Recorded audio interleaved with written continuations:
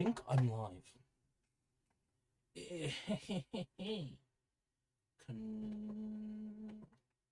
Copy. Paste. That here.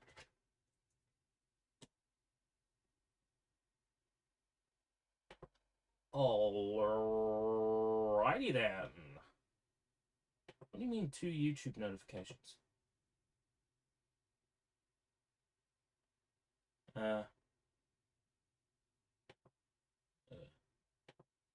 Responses to a comment I left on a video. Alright, pop out the chat. Pop out the chat, pop out the chat, pop out the chat, pop out the chat, pop out the chat, pop out the chat, pop out the chat, motherfucker. Boom boom chat. Oh no. Ah. Ah. Oh no.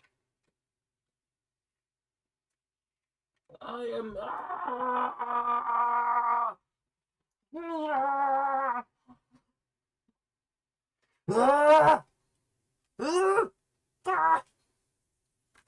Whoa!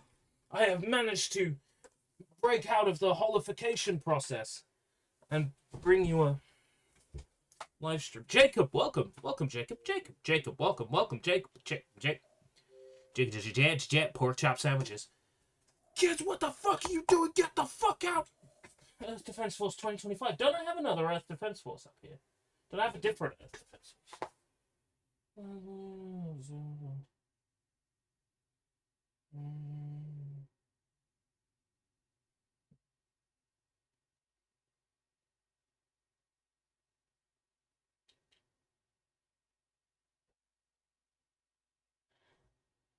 Could have sworn I had another Earth Defense Force. Gears. Type. Batman. Crisis 2. Arkham Asylum.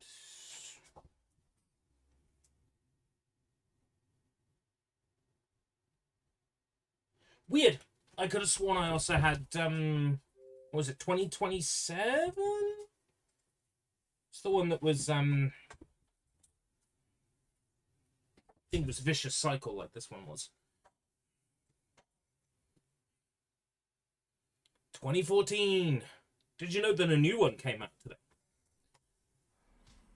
Am I playing this one to fill the void of the new one that I would love to play? Yes.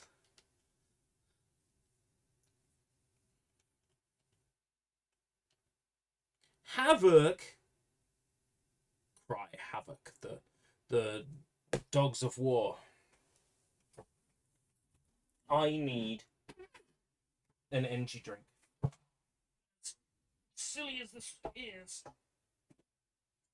given how bad my guts have been, I need an energy drink. Oh, I think I may have shut the USB cables in the mini fridge. Yeah! Defense Force 2025. Have I played this one before? Stalker 2 got delayed again. Oh. That's not good. So this one isn't one I've played. So I must have played, like, is it 2027? I could have sworn I had it.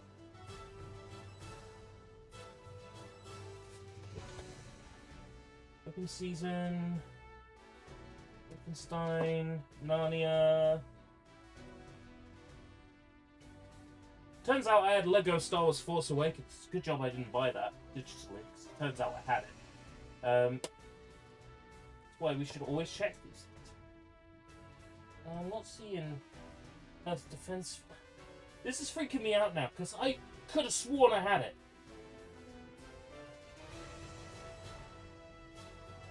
Nagane Chambara. Same era D3. I'm pretty sure I've got Dark Sector here somewhere, which is also this. Yeah, Dark Sector's up there, which is this era of D3.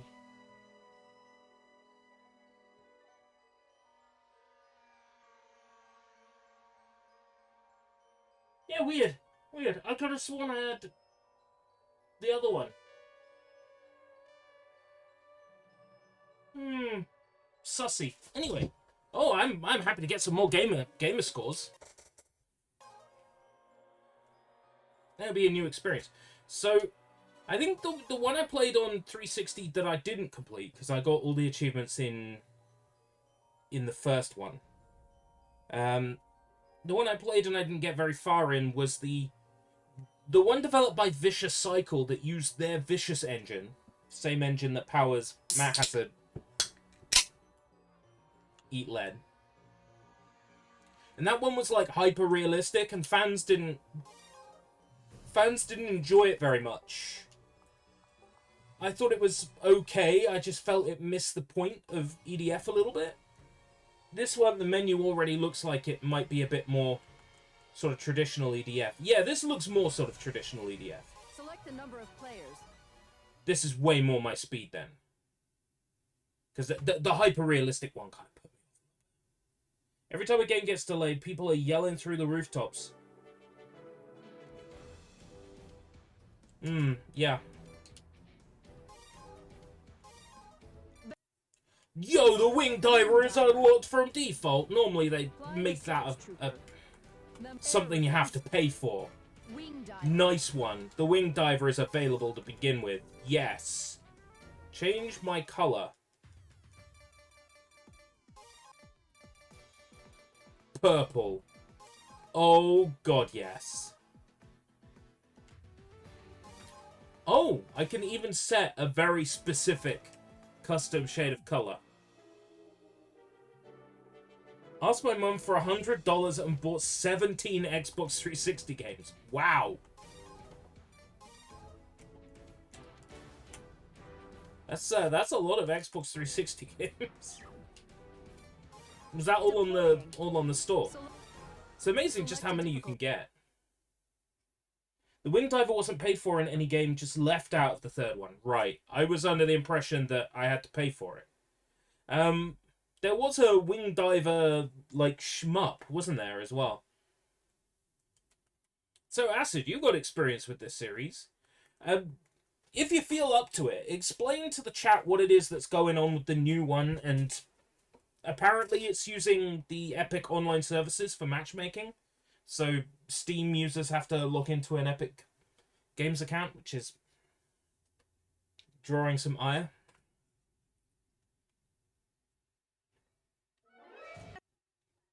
News flash. We are broadcasting to you live. It was that drama that kind of inspired me to go, screw it, we're going to play 2025 today. Because this is currently down to something stupid like £1.79 or something like that on the Xbox store. Wing Diver was added to the beta version 3, so that's what I'm thinking of. It was added in a later edition that, you know, I couldn't play because it was on Vita. I don't remember the Wing Divers being in the one on the first one on Xbox 360. Was it 2018? Isn't it like Earth Defense Force 2018, something like that? Earth Defense Force 2017. The one that came out sort of within the Xbox 360 sort of launch window. 2018, yeah. That was the third one, right, okay. Yeah, because I don't remember the Wing Diver being in that one, so that's the right, okay. And so there was a Vita version of that one. Oh, right, okay.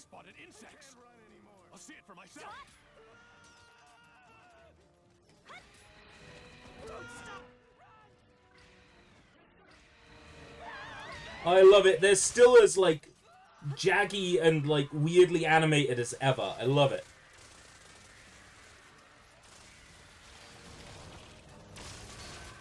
I don't like the rapier. How does the plasma launcher work? Oh, this is a terrible weapon. So the Wing Divers have a terrible weapon. Okay.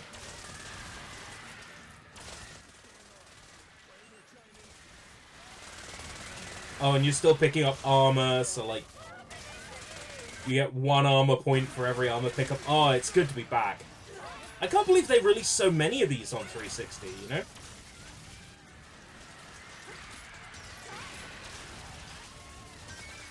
So it's the same old, pick up weapons, have them evaluated at the end. In many ways, that One-Chanbara spin-off, what was it called? Schoolgirl Zombie Hunter is very similar.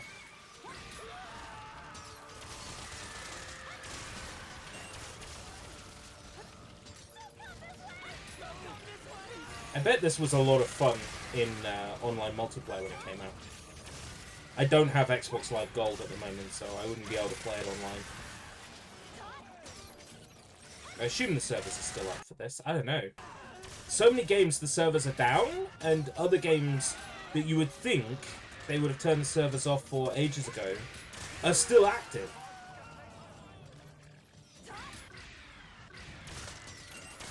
Keeping a close eye on if the ones for Dynasty Warriors Gundam 3 are ever reported to be going down at any time, because I want to boost the achievements for that so I can get my 1k. My well-deserved 1k.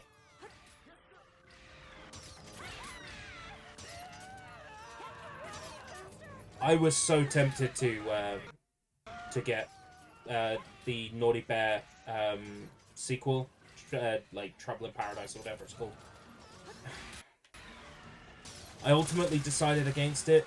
There's a lot of games that, you know, I can play on the RGH. And, you know, fair enough, that makes me a pirate, Yaha, Fiddle-Dee-Dee and all that. I don't really care.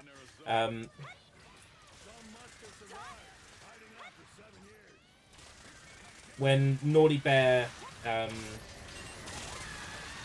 when the Xbox store goes down, Naughty Bear will no longer be on sale anywhere. And as far as I'm concerned, if the publisher wants me to buy their game, they should make it available for sale. All the time it's not, you really can't complain about the people like pirating your game or whatever.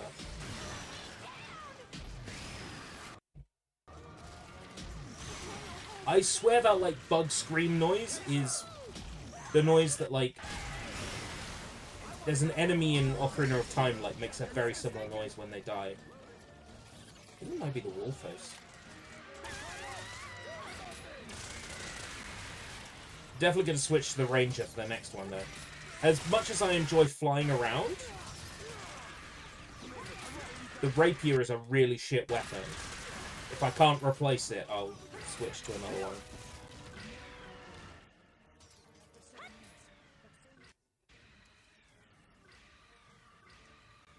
A lot of the Xbox games that are no longer going to be available, I will play on my RGH.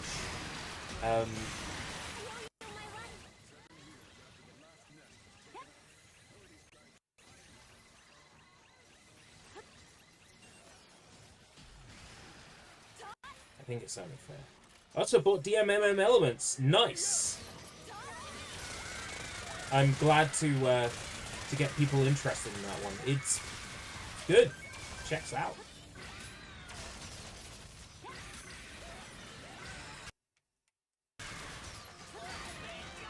Got one of these on PS2, I think. Maybe the second one, but the Japanese Simple Series release. I was going to cover it on PS Tedium, but it now feels kind of unnecessary, given that I played the A360 one, but I probably will anyway. Yeah, right.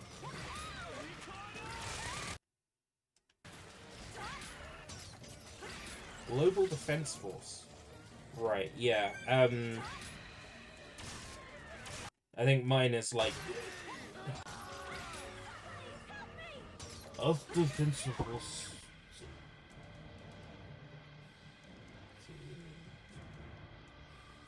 Something.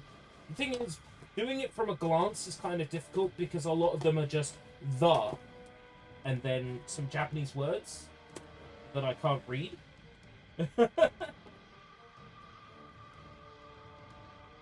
That's Hyper Buster Block, Jacked,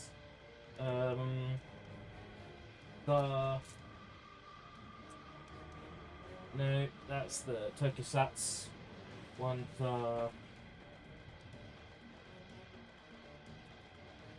no, that one I thought was Earth Defense Force 2 is the Sniper 2. I definitely got it, but it looks like I can't put my hands on it immediately. But I do have the second one on PS2, Japanese copy. Would like an English copy of the Sniper 2 for its hilarious dialogue.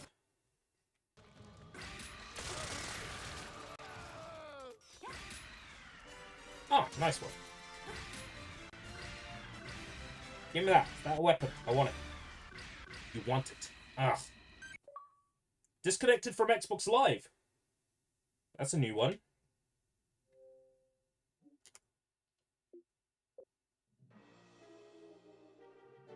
Are you going to scalp the 360 store for free games and stuff like demos?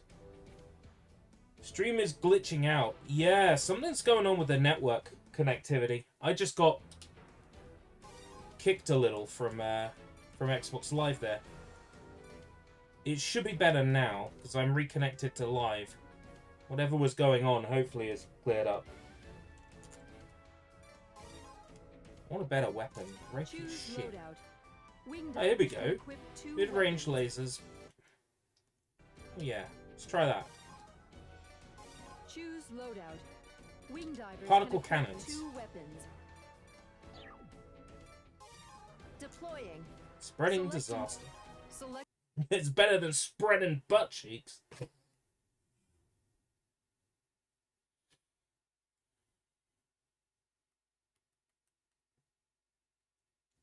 Xbox Live is unavailable earlier today. Yeah, that whole Xbox Live is unavailable. Please try again is scary. When you're going through your download history, getting that messaging is scary.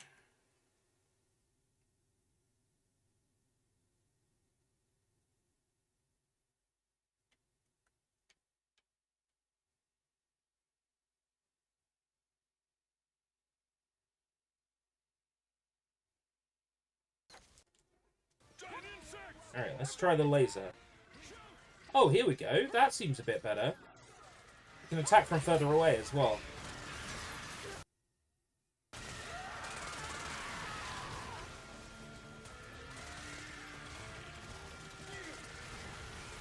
What's the reload like on it?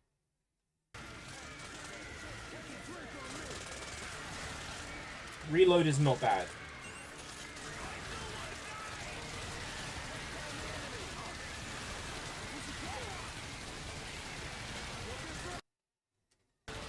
That's running down my wing energy, so... It's a nice gun, but it eats into my wing energy a little bit too much.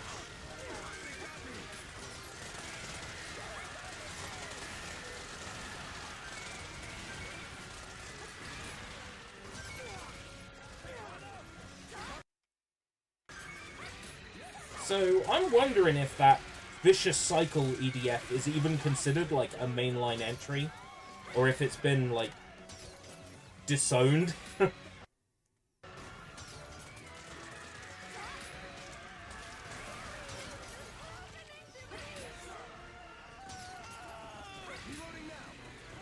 Wasn't considered a mainline entry. That, to be honest, it doesn't deserve to be. Bless it. There's so much wrong with it. I don't even know where to begin. The hyper-realistic, like, art style, like, the heaviness of all the weapons, like, how heavy it felt, how slow and cumbersome it felt.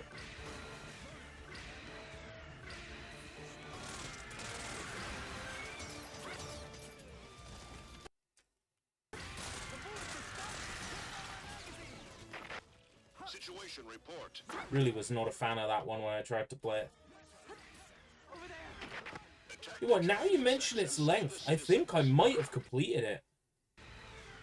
I'm not sure. Ah, yes. I'm the Ravager researcher, O'Hara. I would like to offer advice to the soldiers. After giant insects, I found something surprising. Oh no, Incest Armageddon. and grown stronger. They are covered by a stronger shell and cannot be killed easily. It is not a problem. EDF's equipment has also grown stronger and you can definitely beat the evolved giant insects. I wish you... So the one I'm looking for on my shelf is the one that's not even canon. I think I might own it digitally. That's why I'm struggling to find it. Whoa! Fuck-a-moly! The giant insects are stronger and more violent than ever before. We can't do this by ourselves. Ranger 16, you're supposed to be trained in fighting giant insects. Hold your ground. Right.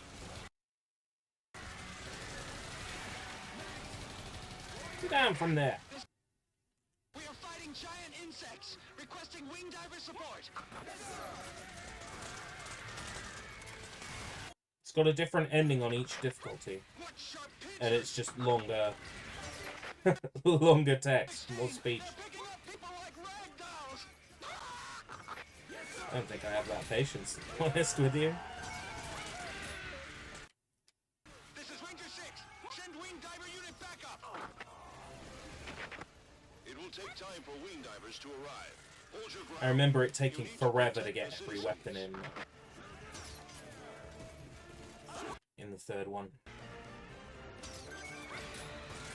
And then beating the final mission with 2 players. No matter how much the giant insects evolved, Oh, that was horrible. so we can destroy them with an air attack. If the wing divers take them down, we can win. Oh, mission clear. Wonder what happens when you start 360 games via the newer Xboxes after the 29th. The games that are backward compatible will not be affected. You may still get that weird message where it comes up and says, you played this game on a previous Xbox. You might get that. But...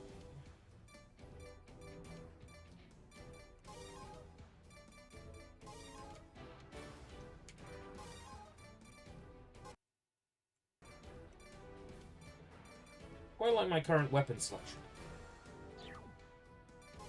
Deploying. Select a mission.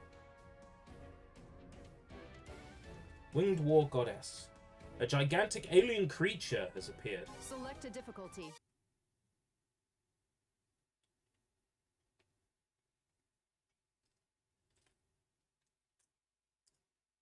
I'm curious how that sort of Minecraft-y, voxely EDF game turned out. So I heard mixed things about that. A lot of the things I heard about that was like, why does this need to exist? Was most of the criticism I heard. That and the pricing.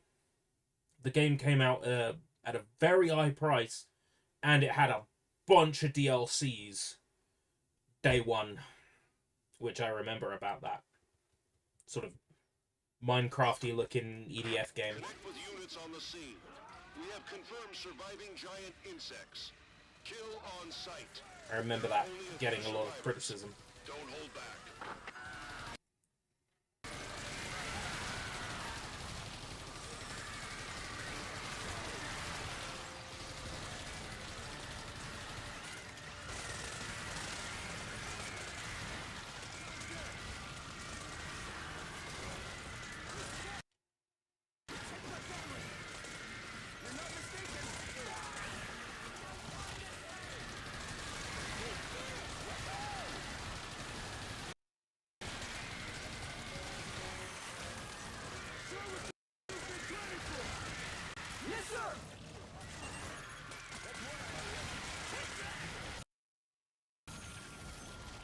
No, not Guncraft. It was like EDF Super Brothers or something like that. It had like some really weird name. D3 charging too much for their games? What? How can that be possible? The D3 that sold fucking Dark Sector and Onechanbara at a loss. How can that be? How can they be overcharging for games today? It's crazy. Sound is cutting out sometimes. Define cutting out. That'll help me work out what kind of problem it This is. is headquarters. Like, is my sound cutting out? Is all the sound cutting out? Is it my voice? Is it just the gameplay? Does it sound glitchy, or is it just dropping? Wing divers are natural enemies of giant insects. Once they get here, the giant insects are finished. Giant insects can't one swoop.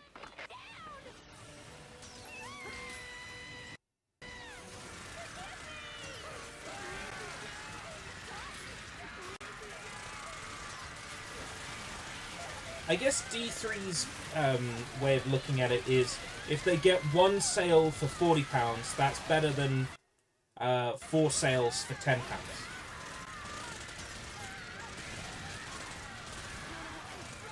I mean, on the one hand, yes, selling your game for less money at any time, over time devalues your brand. But then again, when your brand is D3, in the absolute nicest way, is it possible to devalue your brand? Just like that, I've cost myself a key for EDF 2025. Oh boy, EDF 2045, 2020. In the year 2525. EDF 2027. EDF 6. That's the easiest way. I know, I'm not talking about that Xbox Live indie game Guncraft. I'm referring to a D3 published game that is EDF gameplay, but with blocky Minecraft-style graphics and worlds. And lots of crossover characters with all of D3's licenses, including, like, One-Chanbara, all their Simple Series stuff. Why aren't the wing divers here yet?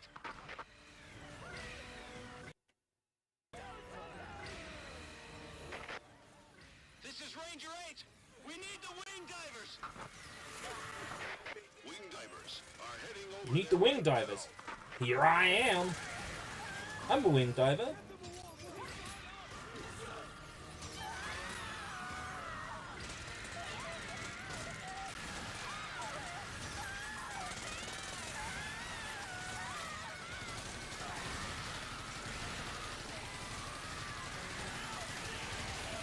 The problem with this particle cannon is how quickly it eats up my wing energy. Like, I don't get to use it for very long.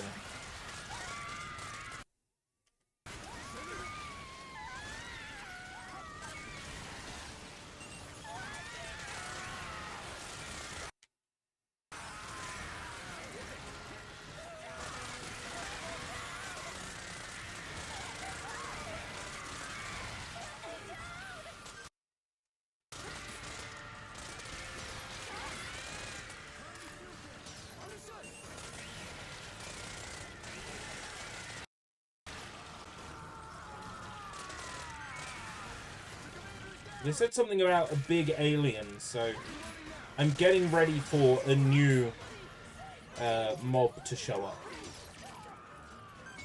So I'm trying not to use the particle cannon too much, because I'll probably need it.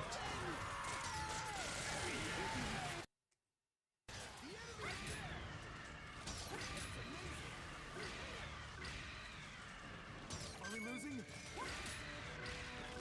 Oh, they got him. Nice one. This is Wing Diver. We have arrived on the scene. Tiger, give me orders. Wing divers, exterminate the giant insects. Roger. It's time to hunt. Where's our prey? Like, I want to like this series. I like a lot of D3 series. I like this. I like One-Chanbara a lot. We only got one Dark Sector game, but I loved it immensely. I mean, most of the D3 stuff I like is Tamsoft, but, you know, Sandlot make these, and I like these enough.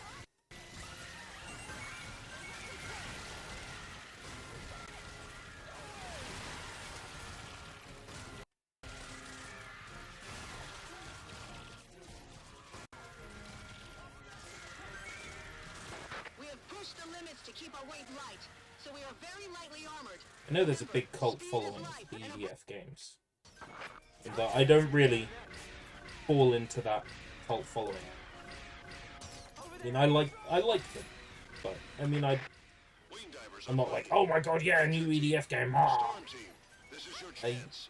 Exterminate all the giant insects. I know there's a huge like online multiplayer contingent for these, and there are YouTube and content creators that were playing these games when they first released in Japan, in Japanese, online with Japanese players. I mean, I would if I had the time.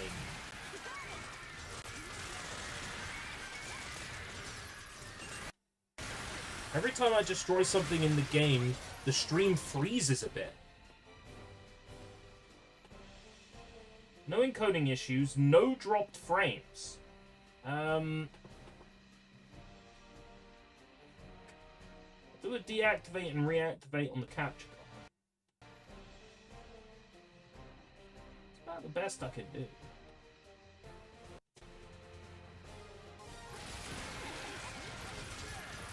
I mean, I'm not noticing anything on my end.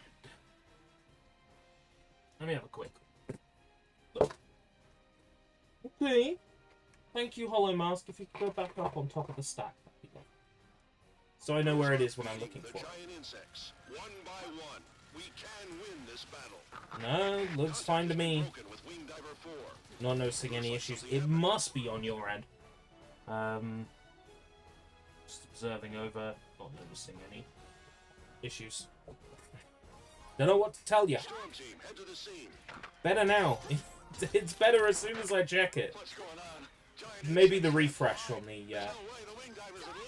the capture card fixed it. Oh, they said there would be a new enemy.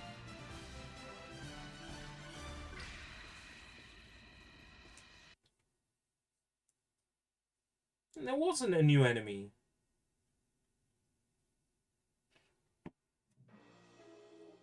Mirage Zero. Can I upgrade my equipment in this? Choose loadout. Wing divers can equip Laser 2 lance. weapons. Don't know how I feel about that. Let's try it. Choose loadout. Wing divers can Sniper equip 2 weapons, ranged attacks, homing weapons, the Mirage Zero. Let's try the laser lance. How bad can it be? Deploying. Setting sun. Select a difficulty.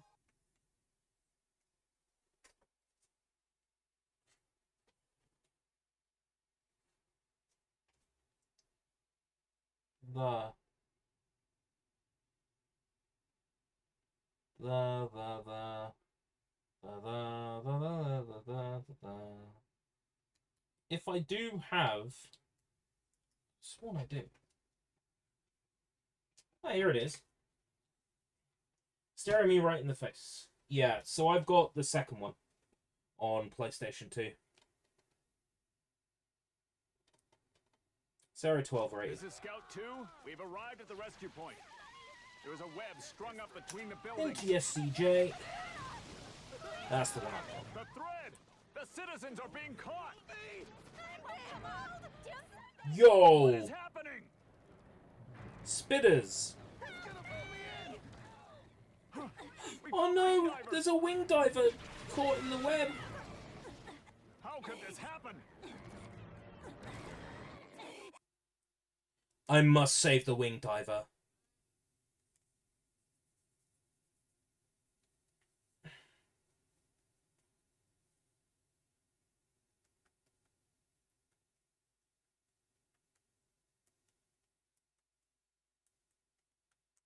This one definitely passed me by back in the day then. If you buy a 360 game that requires an update which pops up right away after you start the game, aka not a store patch, will you be able to update? Yes. They haven't said anything about updates going down, just the store. So if it's a game, you put it in, the console says there's an update available, it will update.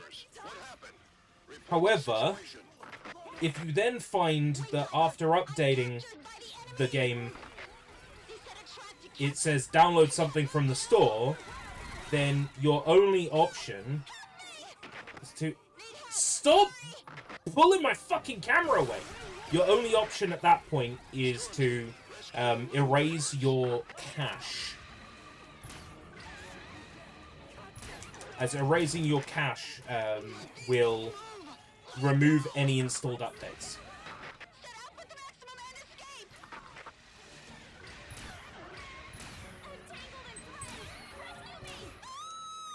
A trap! Retreat! We'll all be killed! Damn it! Somebody come get me! I can't move! Help! He's coming!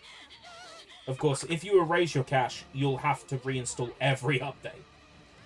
So, it'll be a pain in the ass, but This is impossible. there is a workaround. If you end up updating and you need to remove the update, yeah, you can just erase your cache. The way to do that is to go into your settings, storage, for your main hard drive. So, memory unit on an Xbox like the one I have,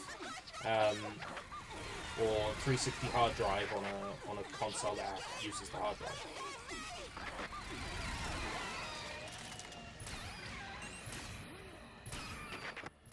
Does it mean they And there will be an erase cache setting. And selecting that will remove any installed updates. So if you end up installing an update that says, download something from the store, that's how you get rid of that update. And then you just know, when I put that disc in, if I want to play that game, I can only play it by not updating. So I think for a lot of people, Skyrim is going to be like that. Though to be fair, the Skyrim 1.0 is pretty good, and there's a lot of fantastic glitches. So it's worth not updating your Skyrim. But yeah, Skyrim is like that.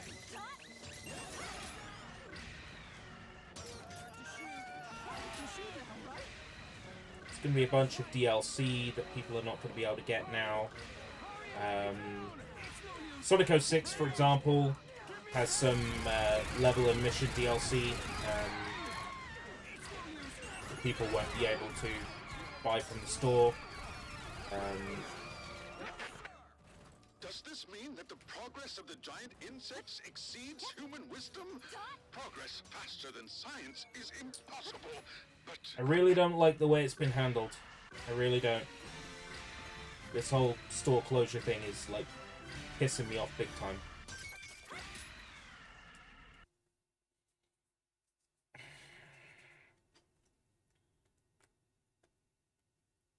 And the sales could have been better, really. The sales could have been better. Says the guy who still ended up buying Deploying. a shit ton of games. Select a difficulty. It still could have been better.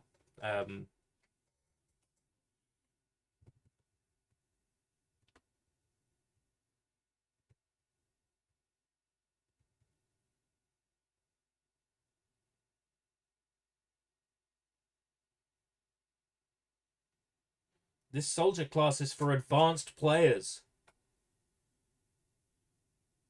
Oh, really? That sounds like a challenge. That sounds like a prayer. A prayer in a public school.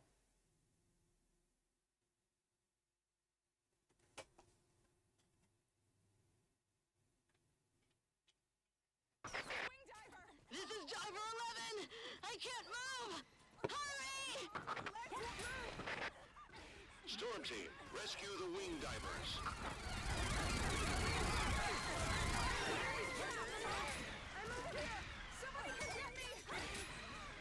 Wing divers are trained to defeat giant insects on land, but a giant insect that can capture wing Oh, divers has appeared. it's an interesting bit of lag there. This is Ranger 6. We are fighting giant insects. They made a web and are catching the threat. I can't get the threat up. I'm being pulled in. Somebody give me a hand. Help! Working on it. Strategic Fuck. Command HQ to Storm Team. There's So an nice. isolated team. Go back them up. I don't see the spider that made this web. This is O'Hara. Soldiers, I would like to name the new giant insect Ritarius. Ritarius catches its prey. Oh my god. Take extra caution.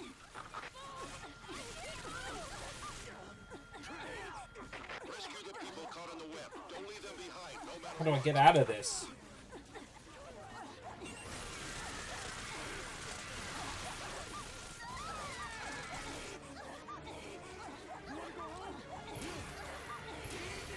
Oh my god.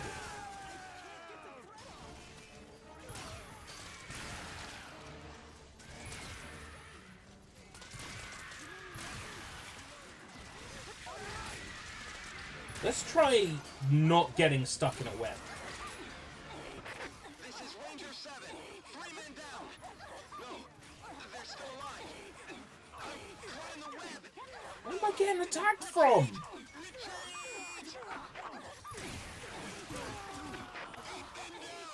I'm the only one that can escape.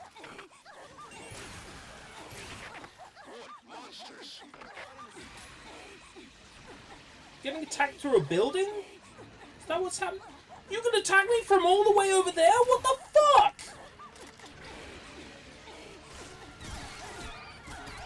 You can attack me through a building. From halfway across town. No, I'm not buying that nonsense.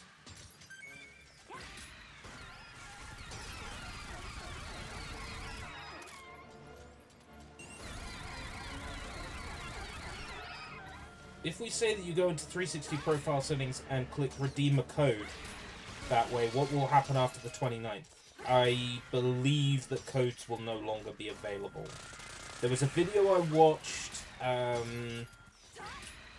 yesterday from 4 months ago, and the guy who made that video was pretty confident that codes would no longer be available to redeem, so I would say err on the side of caution and redeem any codes that you have that you haven't redeemed.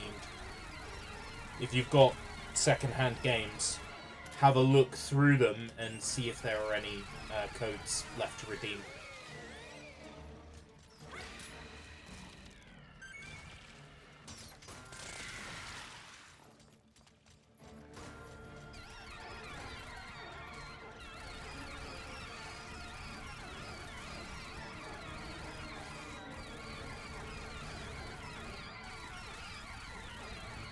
Seriously, you survived that?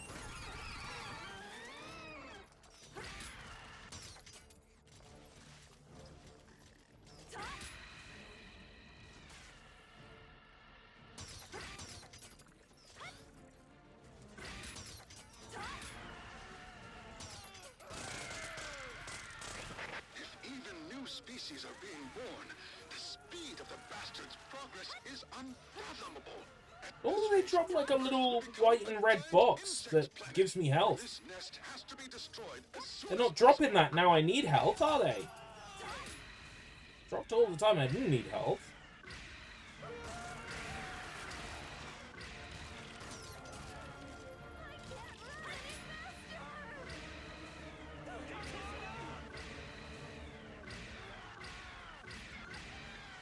There we go.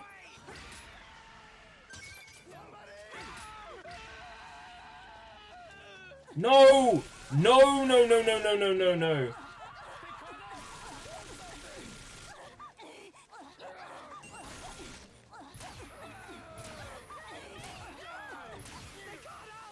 Fuck.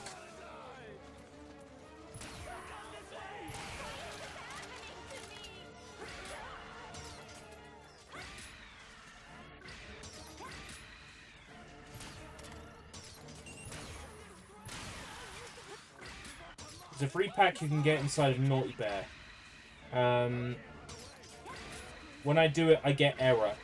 Oh. Maybe it's already been shut off. I'd say try again, try a couple of times, and if it keeps happening, I don't know, look online, see what people are saying. It might be that the code has expired.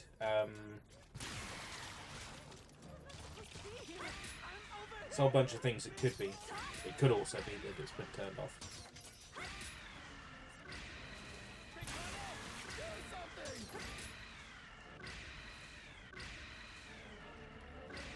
it's weird to me because, like, if you take, for instance, PlayStation, things you bought on PS3 don't apply to PS4, PS5. But Xbox, things that you bought on Xbox 360 can apply to Xbox One and Xbox Series. Microsoft has created an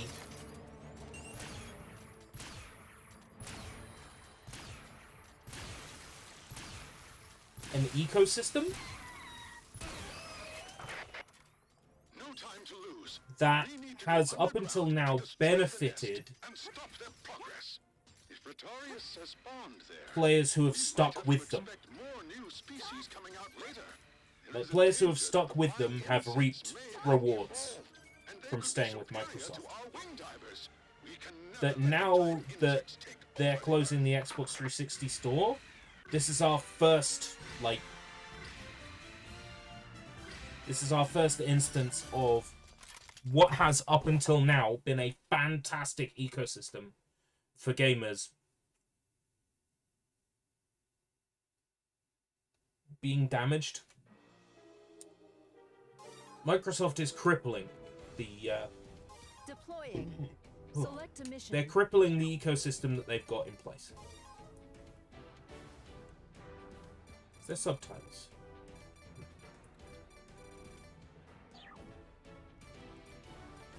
They're crippling a perfectly good ecosystem.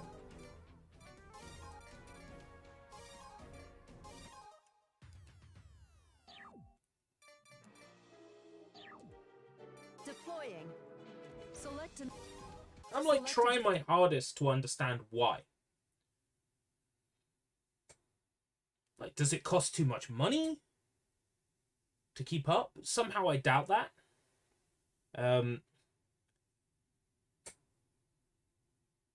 There can't be that many transactions happening to the point where transactions are costing them money per transaction. It just doesn't make a whole lot of sense to me.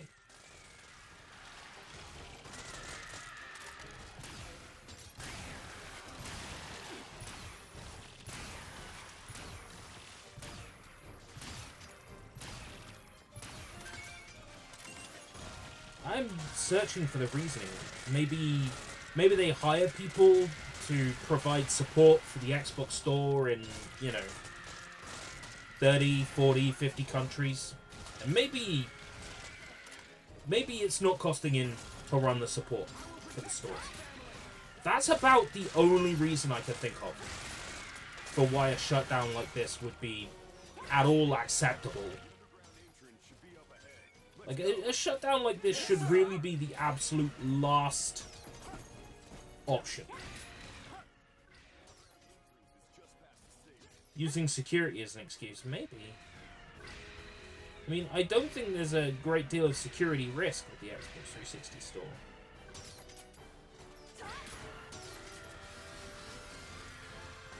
I mean, there doesn't need to be a genuine reason if they're just using that as an excuse to shut it. But then again, what would be the reason to have an excuse to shut it? You know, and I guess the cost of hiring people for support is about the only thing I could think of. It's like how much it costs to have people on just to support with Xbox 360 store issues. That is genuinely the only thing I can think of as to why. We thought we were getting rid of them, but they were increasing. The Earth is contaminated. Giant insects are like a nasty virus. It is an old infrastructure. It is, you know, about like what, 2010 old? The infrastructure that Xbox has in place now. Whenever it was they dropped points and moved on to just selling things for financial cost outright. Whenever that was, just have to destroy it. So who the hell said that the giant insects are endangered? Compared to this, humans are the endangered species.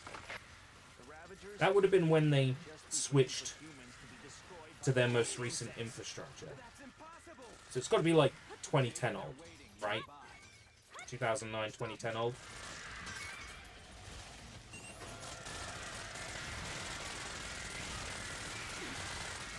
They might be looking to spruce things up, modernize it, maybe in a way that the Xbox 360 store does not support.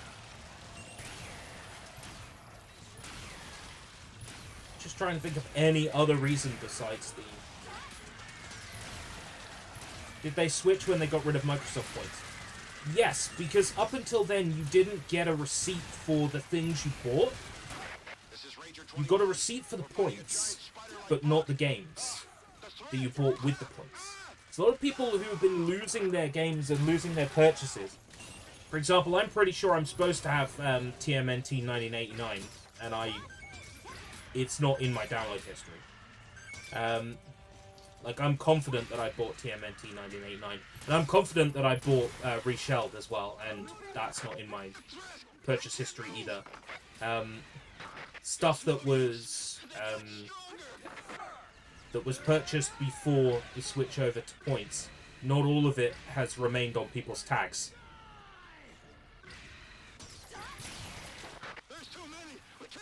This video I watched from 4 months ago,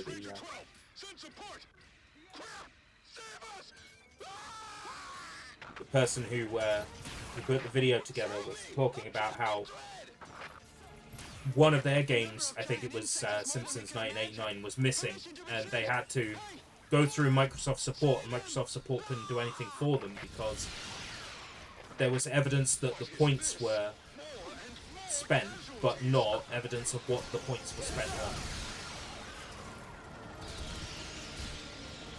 So the infrastructure did change when they switched over to cash transactions as opposed to point transactions.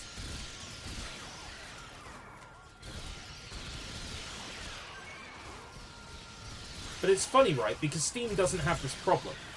Right? Steam has been around for longer than, like, the Xbox 360. Steam's been around since, what, like, 2003? I've had my Steam account since 2004, right? Games I bought, games I redeemed in 2004 are still on my Steam account. I opened my Steam account so I could play Half-Life Generations, because that required a Steam account.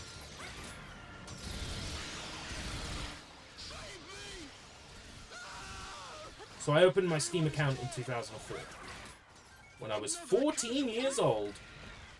14 years old, baby. And my purchases from back then, well, my redeemed games from back then, are still on my Steam account. So it's crazy to me that Microsoft, you know, for the first couple of years of their console, that games weren't even being properly tied to people's accounts properly. Yeah, that's crazy. With the 120mm cannon is heading this way. It will blow the giant insects away. Oh, GamerPix disappeared. Yes, so I bought, for a very brief time, I guess when they were thinking about bringing it over from Japan, Namco released some Idol Master GamerPick packs. For a very long time, my Xbox account GamerPick was, what's her name? The American one with the blonde hair, Makoto something, I think.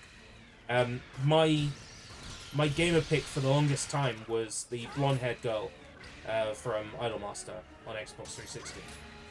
And then one day, you know, we got a brand new console, we wanted to re-download those GamerPicks, content not available. For fucking JPEGs. Like, was it really that expensive to keep the JPEGs up? Was there really a licensing issue for fucking JPEGs? Once they arrive, you can get Do I look like I know what a JPEG is? Starts now. That frustrated me no end. So yeah, a lot of gamer picks and themes are gone. Straight up. A lot of gamer picks and themes are just completely gone.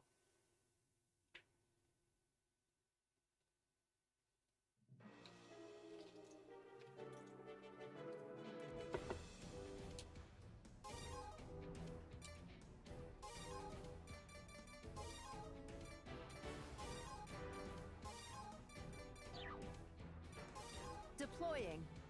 Select a difficulty. Wonder if that's the case with the Avatar store. So, about a month ago, I decked out my Avatar with stuff that I wanted. Because, well, once that's closed, that's it.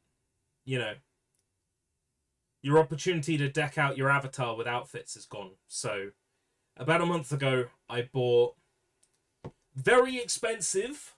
I was very disappointed by the price, but I bought Paz's outfit from Metal Gear Solid Peace Walker, and I bought a dabbing emote called Dab That Was Savage.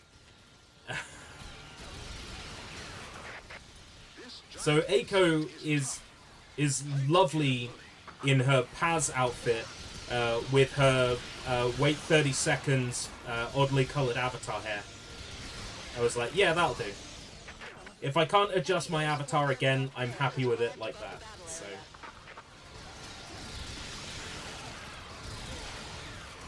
yeah, that avatar outfit was like £4. So I hope Konami like really appreciates that. Whale, circle the sky and stand by. Air Raider will indicate attack target. Whale, roger. I'm honestly surprised there were no reductions on like the Avatar store going into the store closure. Storm team, heavy air support aircraft Whale is in the air above you. Bombardment from the air is possible.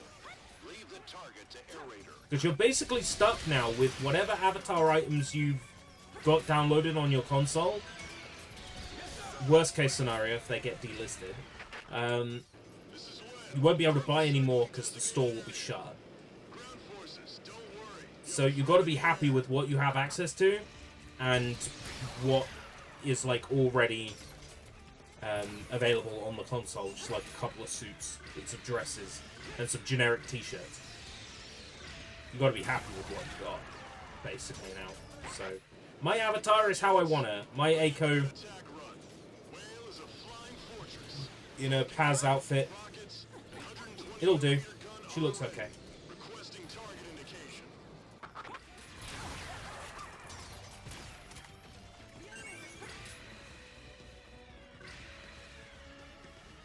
Not super amazing, but I would. She looks fine. Confirmed transport helicopter Hydra formation. It looks like the transport unit Porters has arrived. It's here. Why is he on the roof? Come on. Transporting state-of-the-art vehicle. Will Don't drop in silly. combat area upon request. Okay, Porters, stand by in the air. Wait for support request. He's underneath me. Roger. This is headquarters. Transport unit Porters arrived on the scene.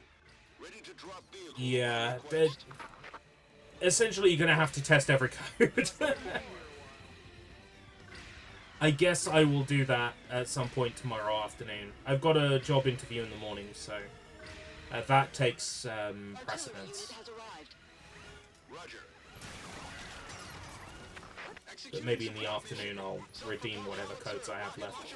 Really, you shouldn't be leaving it until the last couple of days, but whoops. Air Raider will indicate attack target. I also like to live dangerously. Thousands of pieces. Understood. Yeah, I think I've got a couple of game codes that I need to redeem. Not game codes as in codes for games, but codes for DLCs. There are a lot of places that are still selling like Xbox 360 game codes and DLC codes and stuff. Not all of them are even functional anymore.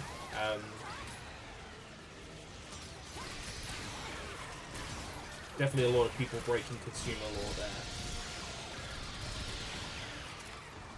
This whole situation is going to be dirty because, you know, will this closure of the store be a breach of consumer law in some way? And oh god, I hope it is, so we can actually get some changes made to the way these store closures and things happen, because it is truly horrible when a game's store goes down.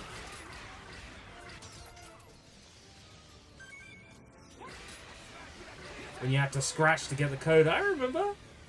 Pepperidge Farm remembers. There was a brief time that that our local CEX, our local sex, would have Xbox 360 point cards.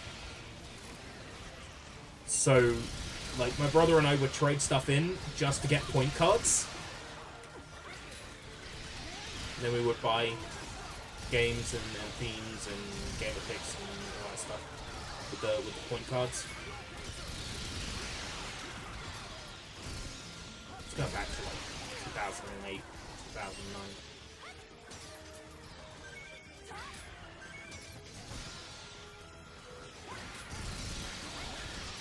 Like, part of me doesn't want the store to die, because it's another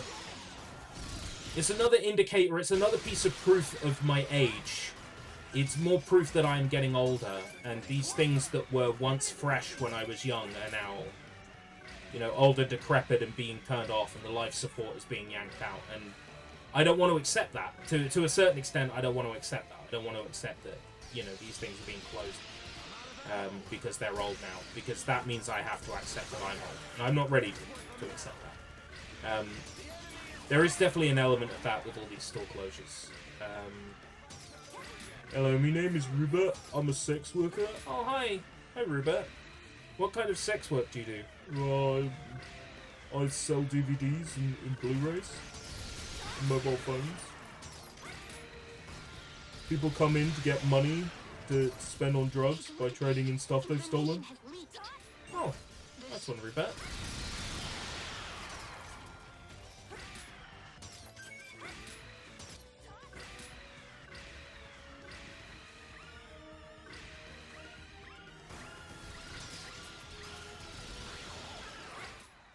The information was announced by the media.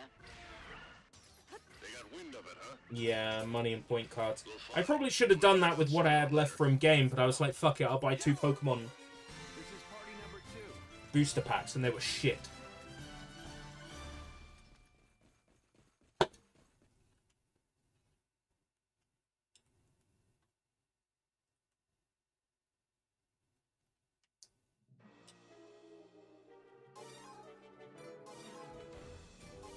Choose loadout. Wing divers The can two-way. equip 2 weapons. She wears a 2-way, but I'm not quite sure what that means when she walks. Choose loadout. But she doesn't notice me. 69. Nice. Deploying. Select a difficulty.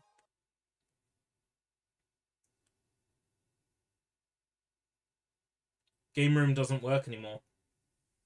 I think in a lot of cases, closing this store stops Microsoft from being in a situation where they're selling things that are no longer supported.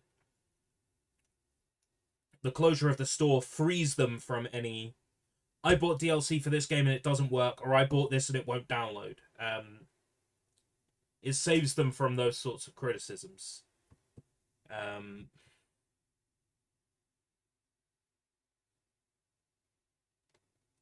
If you buy an Xbox 360 game on Xbox One or Xbox Series at the moment, it might not even appear in your Xbox 360 download history, which is fun.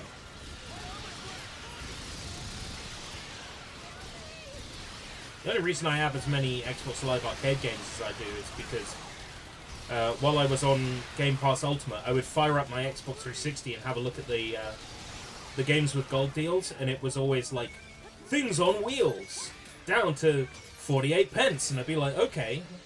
Purchase it once, and I'm like, this is shit. But that's why I have like things like there's a game that's like Avery and it's like some fairy shit and you know all these games that I wouldn't have bought otherwise, but they went down to stupid cheap. It's a Acid. Do you know if that Whack Fu game for Xbox Live Arcade is on anything else? Islands of Whack Fu. Because you'd be the person who would know. That's a very Acid kind of thing. It's the kind of thing Acid would know.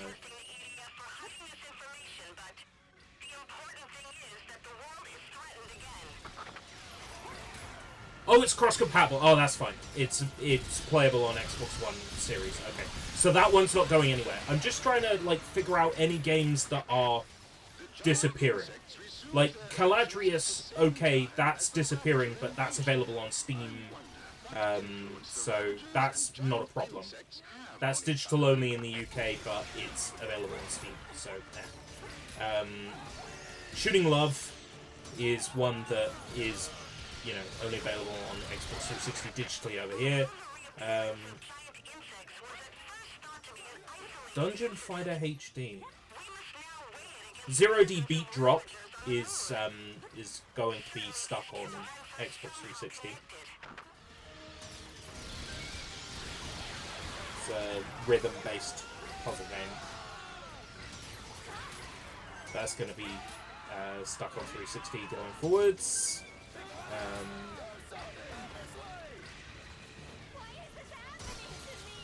That one's not backwards compatible.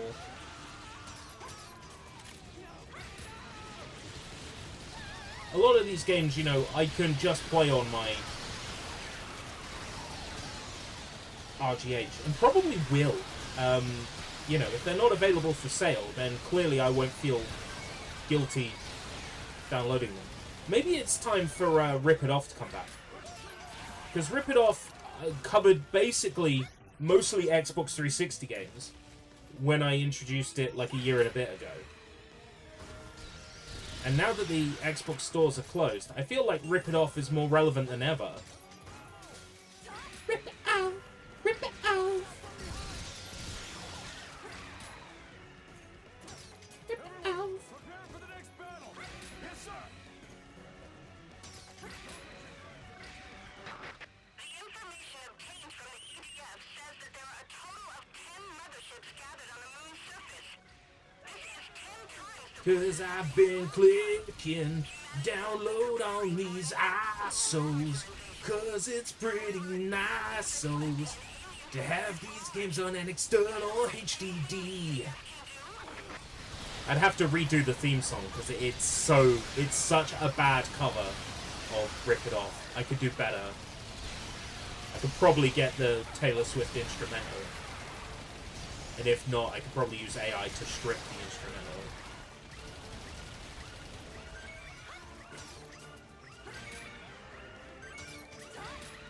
Dungeon Fighter HD is 4-player, but there's only 3 playable characters. So 2 people have to be the same character.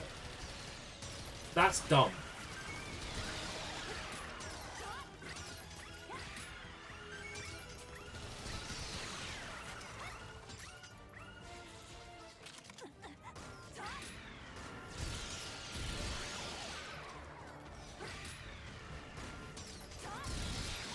Yeah, I like this. I think this only, like, sent me back a couple of quid when I bought it. fleet is on the move.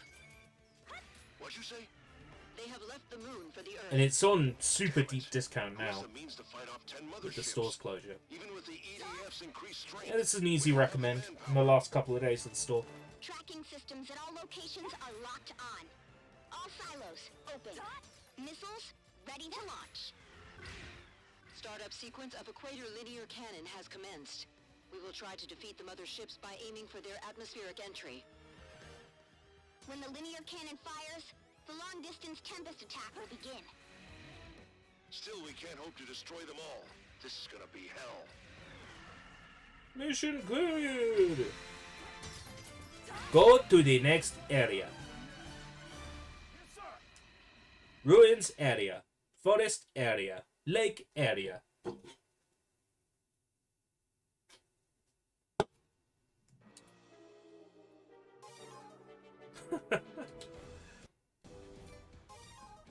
Almost impossible because the boss can heal itself faster than you can damage it. Oh, don't you love it when that's a thing in video games? Wing divers can equip Oh, 2 man.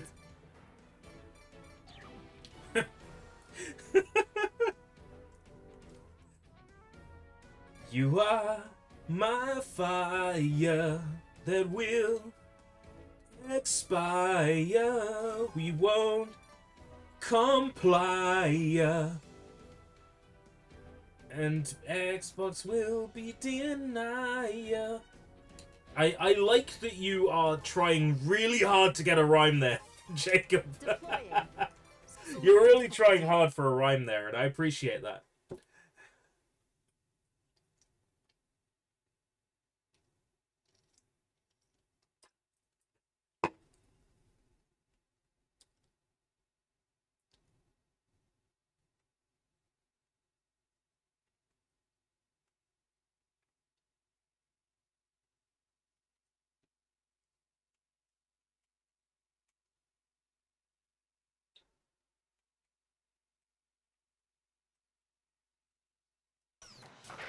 This is headquarters. Exterminate Retarius. I hate thinking about how old I am. Given how, like, the Xbox 360 store is closing down. I remember when I got my first Xbox 360. I bought it off a friend from college. He was upgrading to the Elite. So I bought his Xbox 360 for, like, I think it was something like £60. It was, like, really cheap. Like, I paid him just over what Game would have paid him on, like, credit for trading in. And he downloaded Live Arcade Sonic the Hedgehog on it. And the demo of Sonic the Hedgehog 2006. So I had something to play on it. First Xbox 360 game I bought was Sonic 06. I bought it for £20. Oh, that's right. He didn't download the demo of Sonic 06 because I had already bought Sonic 06. I bought it before I had the 360. I do that with some consoles. I buy a game before I have the console because then I have justification for buying the console. So like Xbox 360 Kinect. Before I had a Kinect, I had 2 Kinect games. I had Dance Evolution and I had Dance Central. Got both of them at Asda. Asda were doing some sort of crazy like 2 for 40 or 2 for 50 deal on like Kinect games on the launch of Kinect. So I had Dance Central and I had Dance Evolution, aka Dance Masters. Before it came out. Before I had the Kinect, rather, because, you know, that way I had justification to own it. First was Vortex Senko no Ronde. Ah. Is the US copy region-free, though? I've got a couple of region-free Xbox 360 games. Phantom Breaker Extra is Japanese, that's region-free. I believe my Star Wars Force Unleashed Sith Edition is US. I'm fairly confident. And that's region-free. Impact. One mothership destroyed. Got a couple more region-frees. Sometimes I don't realise it. Like, I buy a game from a charity shop, I don't even realise that it's got the ESRB on the front. Linear cannon is recharging. Like, I buy it, and then I get it home and put it in the console, and I don't even realise it's an American copy. It works. Take it out of the drive and see the ESRB symbol and go, oh, that was an American copy. And it was region-free. That's happened a few times with me, where I barely paid attention. Just gone, oh yeah, I'll have that. And then I'm so glad I was actually able to play it. Because otherwise I'd have to play it on my RGH. In which case there isn't much of a point in owning it other than just for the niceness of owning it. And we are entering sort of like a twilight period now for the Xbox 360 where secondhand games are going to shoot up Formation launched. in value very fast. Even if they weren't available on the store to begin with. Because now that the console is considered dead, that is going to bring a mystique Discharged again. to it. G.I. Joe Twin Stick Shooter. Wait. Is that... It's called something like Rise of the Cobra, right? It was released on the Wii as well. I think I have the Wii version. That's the game where enemies fade out and the... Tempest. Second formation. And, like, impact. the characters in the game comment on it. Did it miss? Like, why are the characters fading out? That's unrealistic. I think that's the one I'm thinking of.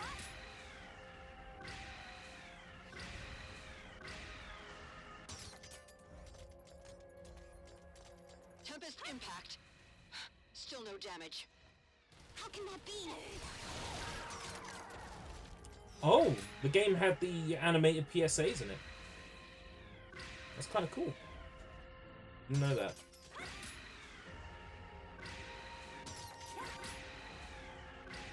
Linear cannon hit. Enemy not damaged.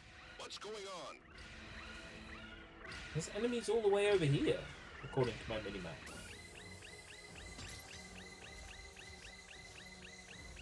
Oh, I'm gonna go check it out. Tempest impact. We cannot confirm damage. It's a shield. Are they underground? They must be protecting the mothership with a shield screen.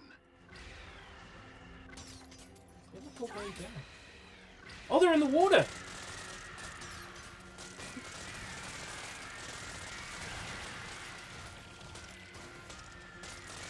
Family game night. Linear cannon. We have, like, number 3, I No think. damage. It's Connect enabled. Like, it's one of those better with Connect games. It's like, I'll be the Joker. Yeah, I think I got Volume 3 out of, like, a charity shop once. Tempest fifth formation impact. Enemy no damage. It looks like attacks are being obstructed by something like a wall. It is a shield screen big enough to cover the mothership. What kind of technology is this? I keep making this mistake, right? Supermarket donuts repeat on me real bad. I keep telling myself I won't have them anymore because they repeat on me real bad. They make me extremely uncomfortable.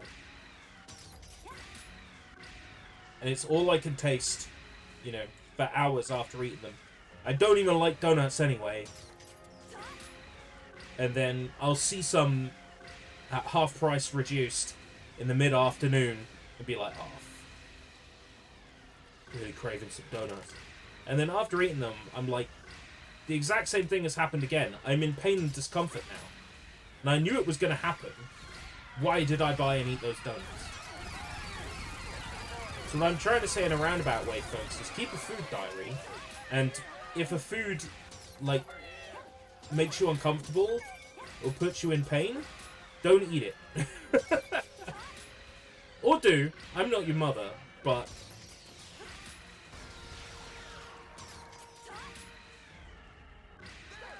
if it repeats on you to the point where it makes you uncomfortable, don't eat it. Don't buy it. My problem is I can't resist a good deal.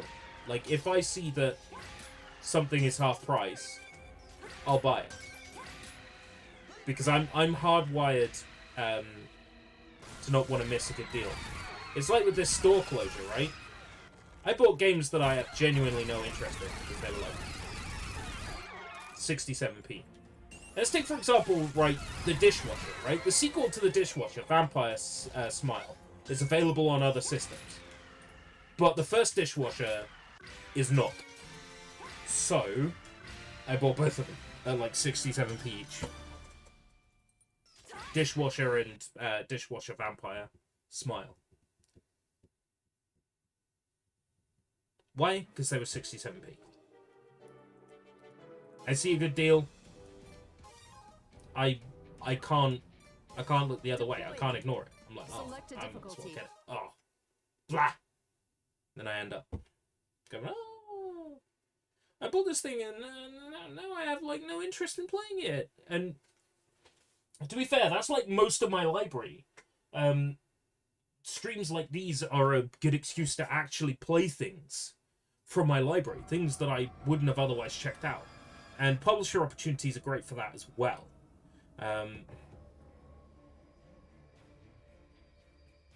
Enemy mothership approaching! Shoot the hatches on the underside! No, Fox, that's one of ours! That what you are about to see may be disturbing to some viewers. After 7 years, the Earth is once again under siege. The Ravager fleet has split up, and motherships are focusing their attacks on enemy major Earth mothership cities. approaching. Our time on this Earth, our Bill, home, is that will be you? at an end.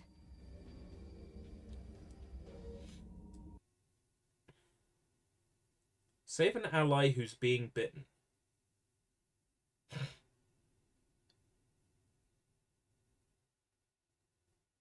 So, isn't Helldivers just this? Isn't Helldivers just this with a budget?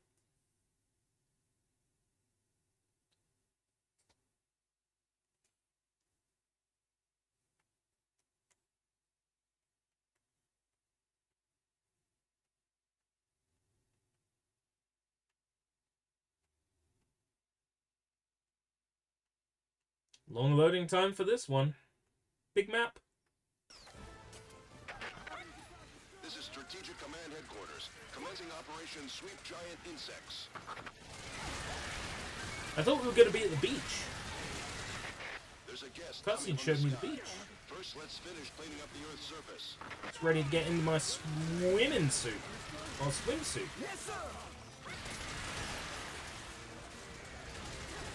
One mothership is closing in on the combat area. A fighter has already left from the Kirikawa airbase. It's on an intercept course. I'm trying to remember if the Helldiver... if the Wing Last cruise missile. Diver is playable in... There's like a All-Star Fighters, which was a simple series fighting game featuring like Aya from Will soon hit the Onechambara, Riho Futaba, mothership. Make it. etc., etc. I think a Wing Diver was one of the playable characters in that. Attack failed. The missile hit the shield screen. Mothership I'd love to suffered cover it great on Sushi damage. Bites at some point, but it's like notoriously hard to emulate and notoriously hard to... Oh, is it just a regular soldier? Fighter, What am I thinking commencing of? attack. Maybe there was a girl that was a robot. The shield screen. It's one of those games that's like really hard to emulate, and it's also really hard to capture from hardware because it's interlaced.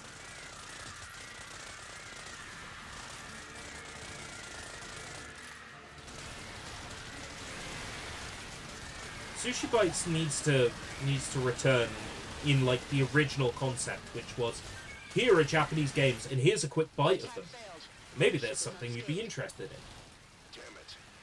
If they can put up a shield screen this But like, massive, I look at the tier lists and I think this is just how I want to go from now on, because this is more than us, and returns where the challenge is. And the challenge in putting together a video that long. The challenge that Mothership entering combat factors in all the research that is required, all the editing, all the making of assets, all the voiceover and recording, all the planning that goes into something like that. Like, that is immediately, like, more rewarding for me than just putting out something short and easy to make. But, in my history, the stuff that was short and easy to make ends up doing better. So...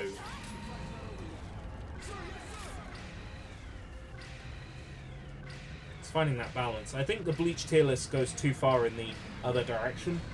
If it's unsuccessful, I'm out. Like, I'm out of the content part. Just full on live stream. If the Bleach tier list fails, then it's goodbye. Has final boss skins, but no way to play as the final boss. So they have like 4 variants in the code, but because you can't play as the final boss, you can't like see them. That's silly, isn't it? Bombardment from the mothership. That implies that at some point there was a plan to make the final boss playable. damage. But I take it you can still, like, play as the final boss with, like, action replay or something. If the 4 color variants exist in the game, then surely with an action replay you can play as the final boss. The Ravagers come too. So they were contacting them, huh? Or at the very least force the game to display one of the alternate colors using an action replay code. The Ravagers' method is to release giant insects and to wait while they spread across an entire planet. Maybe the Ravagers didn't need to hurry. Well, these games were made on a quick budget. Maybe they didn't have time to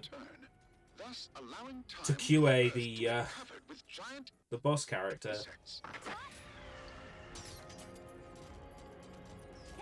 Yeah, I just want more backwards compat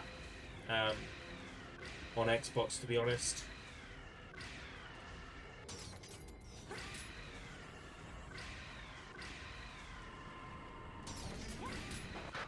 Giant insects are being dropped from the Ravagers' transport ship. All units, exterminate the giant insects. I don't think we're going to see any more Xbox 360 back compat titles, because Microsoft dropped that bunch on the anniversary and then essentially said, alright, no more. And I was very bothered at the time, because it's like, oh, you give us Conan, but you won't give us Jet Set Radio Future. What the fuck's going on? It seems crazy to me that Sega, with a Jet Set Radio game in development right now, thought, let's not add Jet Set Radio Future. Like what? Is it song licensing? Is that the issue?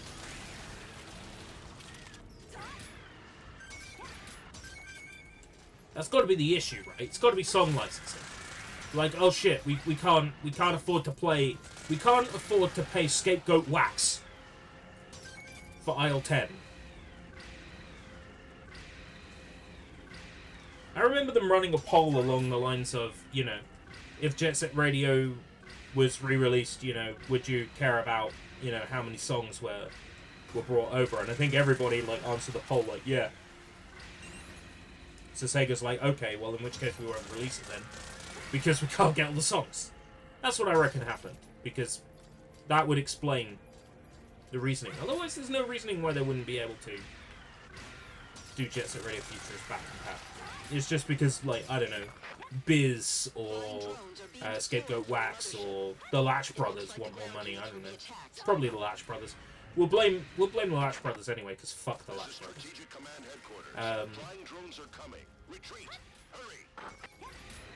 That's a lot of soccer balls. But I can't move with my laser. Immersion ruined. The flying drones followed us. We're fighting them now. Send support! Storm Team, Ranger 8 is battling the enemy. Go back them up. The fuck? Look at these things. They're massive. Storm Team is on their way to rescue you. Hold your ground. This is our storefront. We need to show Xbox that they can't mess with us. They're coming this way. I appreciate the moxie. Shoot them down. Hear the Xbox fans singing the song of angry fans. Because our Xbox games are playable, can't be bought from the store. It's gonna be interesting. What with the Indiana Jones game looking equally like it's gonna be a good time, and it's gonna be cringe. Hellblade dropped and sucked. The price of Game Pass is going up, you know, just before the release of Call of Duty.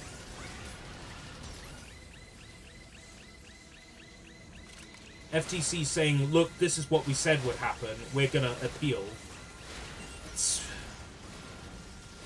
It's gonna be an interesting little while for Microsoft going forwards, and what goodwill they got from me for acquiring Activision Blizzard is gone with, like, the way they've been dealing with shit. The rumored Crash Bandicoot and Spyro spin-off that got cancelled. Toys for Bob going indie. It really is not a good look right now.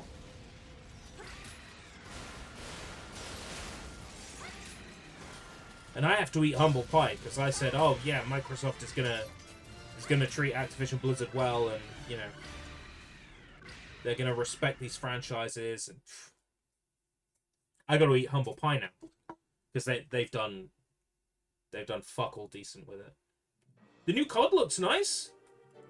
The COD looks good though. The COD looks good though. But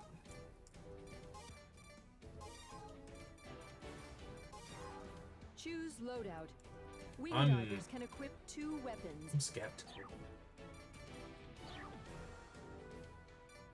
Sony wants to be a movie box. Xbox wants to be the FPS box. Yeah, Indiana Jones, FPS. Perfect Dark, FPS.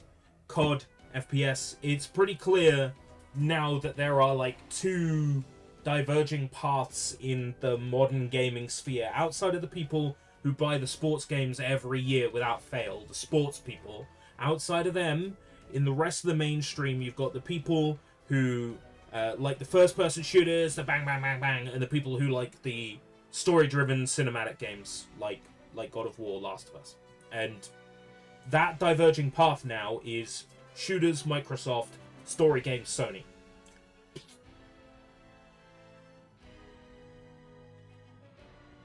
Then you got Nintendo, which, you know, is a lot of remasters and re-releases at the moment, which is bothering me no end.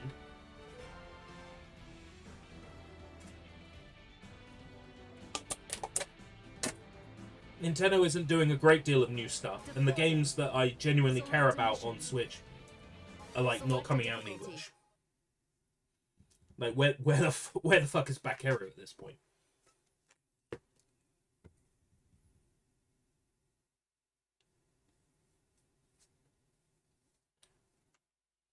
It's like, well, you know what? At least I've got my old consoles. And then you go to play your old console and it's, oh, we shut down the store. So I don't even have my old consoles now. It's... It makes me want to drive a dingo dinghy. It's fucking driving me mad. Like, I'm getting more enjoyment now out of, like, playing Xbox 360 games, PS2 games. Like, that's where my enjoyment is coming from at the moment.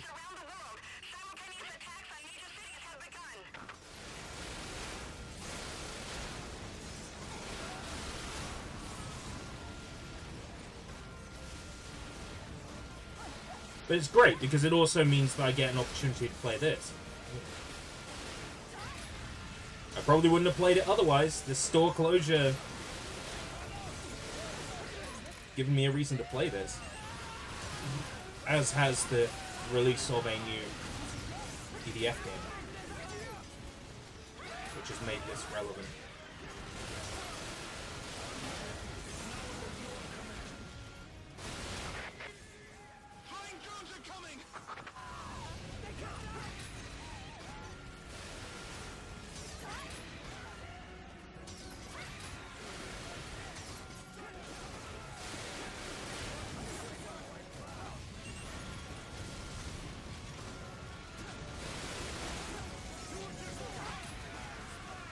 Yeah, indies. Indies are where your eyes want to be right.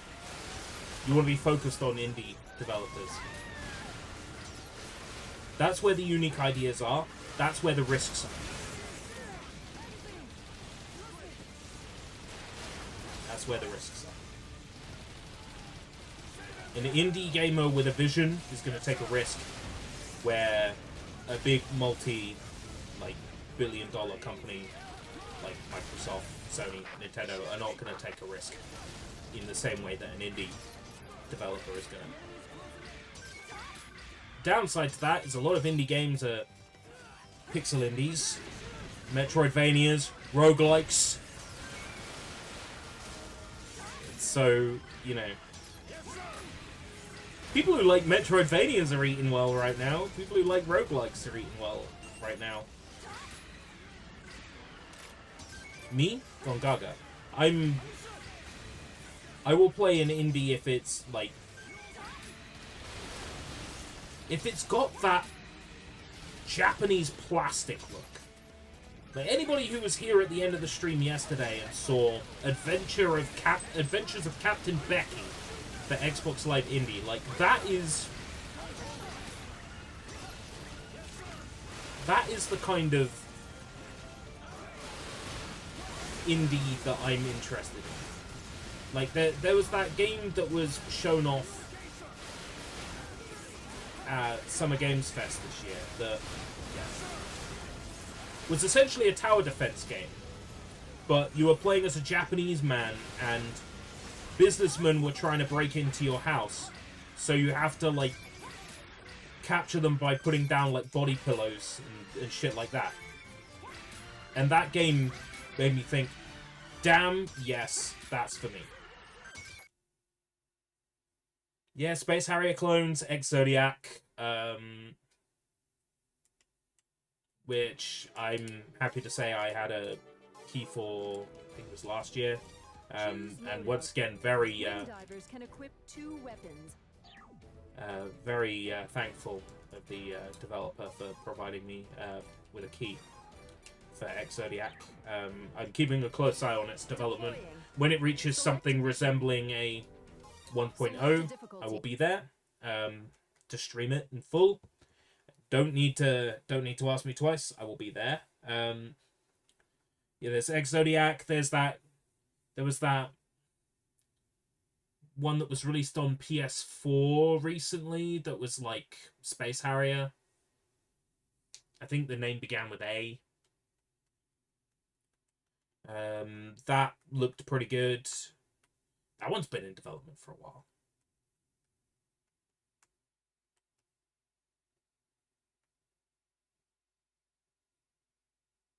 Pilot, wait. I can jump into vehicles? Ravager transport ship has entered the combat area. So that's the giant insect transport ship. That brought all of the giant insects here. They won't get away with it.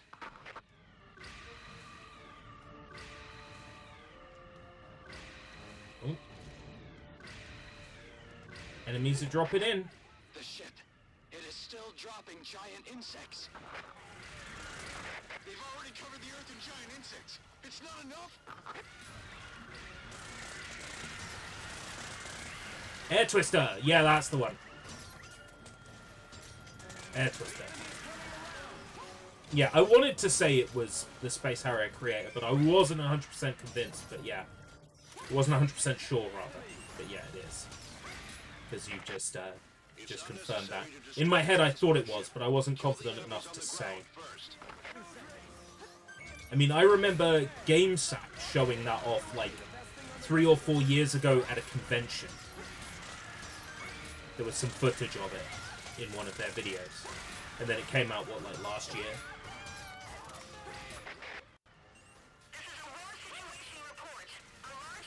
Thought the pink was her hair. I like how they sort of have like a twin tail thing going on. These wing divers. Am I playing as the wing diver because it's a female character and there's legs on show? Maybe. But also because I like the way she controls.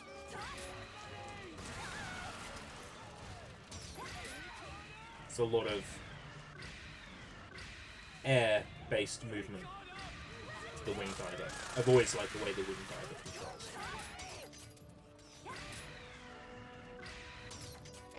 Enemy's transport ship has entered the Enemy mothership approaching. I've already made that joke. Speaking of Star Fox. So it's the real Space Harrier 3. In some ways, I suppose, yeah.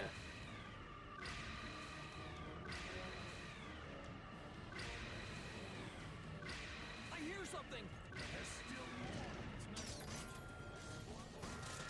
The transport ship is dropping giant insects.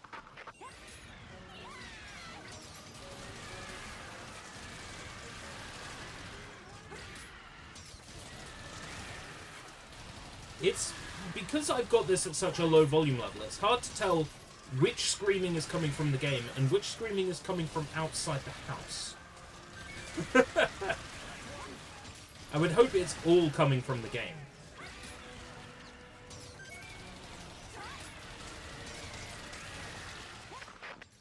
Ravagers started dropping giant insects again. An Outrun clone. There's quite a few Perhaps it's taking quite a few Outrun clones out there. There's one being developed by someone who I think was ex Ubisoft, they can't stand that's doing the rounds on Twitter. giant insects. There's that one that I was a backer for. Back when I was making the kind of money where I could be backer for a game. What's it called? Forget the name now. But it's Slipstream. That's on Steam, and I backed that one. There's a really nice one I've seen with like flat shaded polygons. It's fucking lovely. Can't remember the name of it, but it looks great. It's got a very Sega Virtua processor or whatever it is, SVP look to it.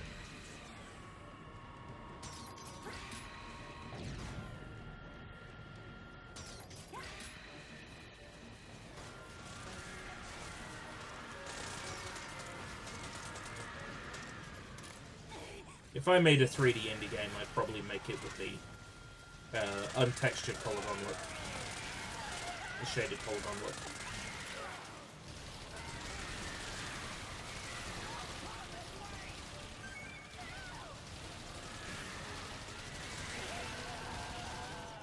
I got visions of like a rhythm game where you're running on the inside of a cylinder and enemies come at you. Kind of like that one WarioWare micro game. And the enemies come at you in time with the music, and you have to go like left, left, left, right, right, right. You know, to line up with them in time with the music. And then, you know, for years I've been thinking that would make a really good rhythm game. And then I saw an arcade game that is literally that at the weekend when I was in London. I'm like, oh, somebody had that idea. I didn't catch the name of it, but someone literally.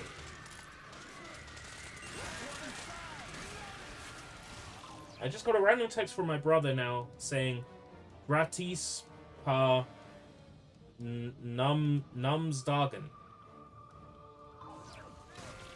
Vad fan?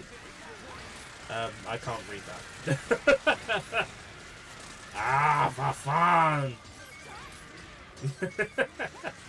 Yeah, you copied the Swedish. Yeah. Vad fan?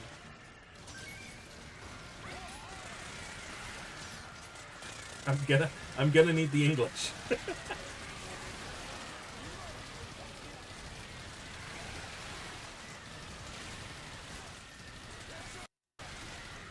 Happy Name Day. Oh! Name Day. It's about like a birthday. Is it your birthday? Happy birthday.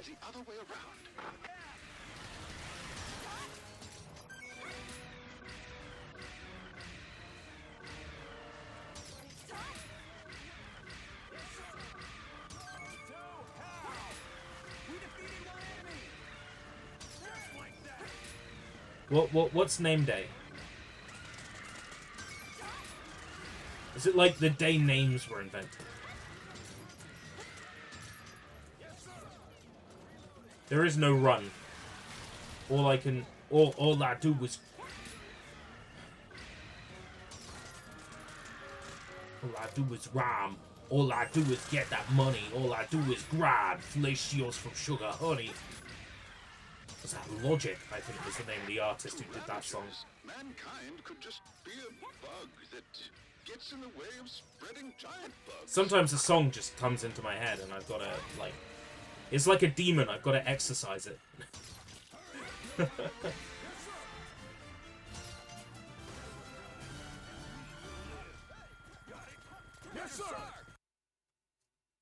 What are the achievements in this? Because I've been playing for an hour and I haven't got any. This is like the exact opposite of Saw.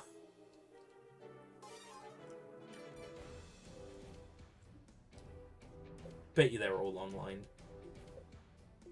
Cleared all stages on normal with each of the classes. Right, okay.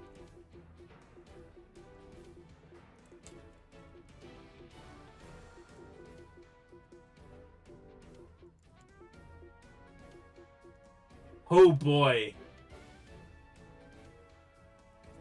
It's one of those games, is it? 200 hours.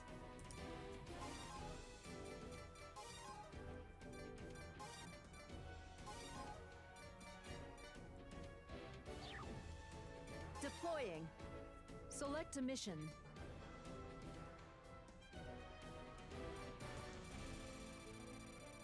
Yeah. It's one of those games, huh?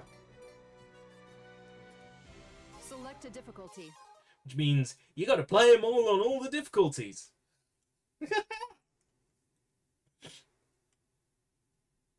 By which time you've probably maxed out your stats.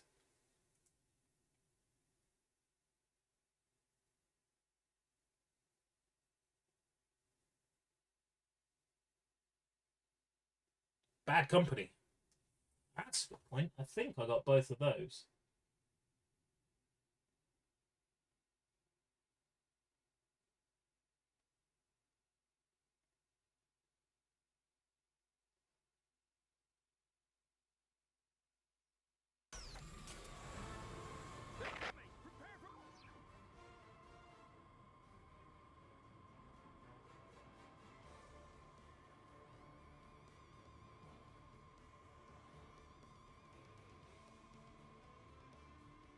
Battlefield Bad Company.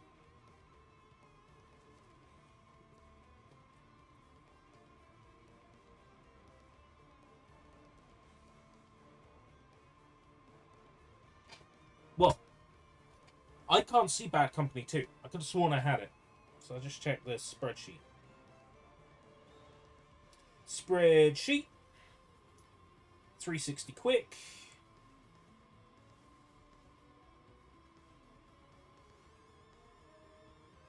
It's on my spreadsheet, so I must have it somewhere. I just can't immediately put my hand on it. The Ravager transport ship is in the sky.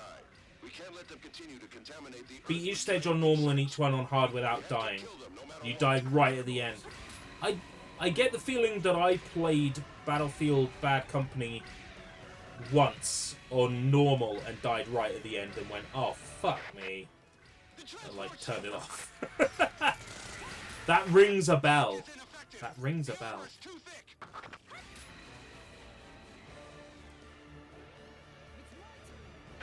The transport ship's weak point is its hatch. Aim for the inside when it is open.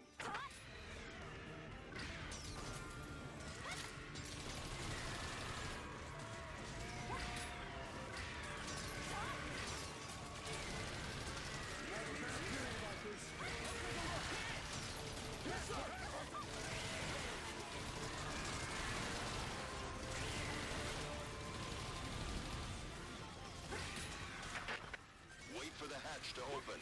Attack the opened hatch.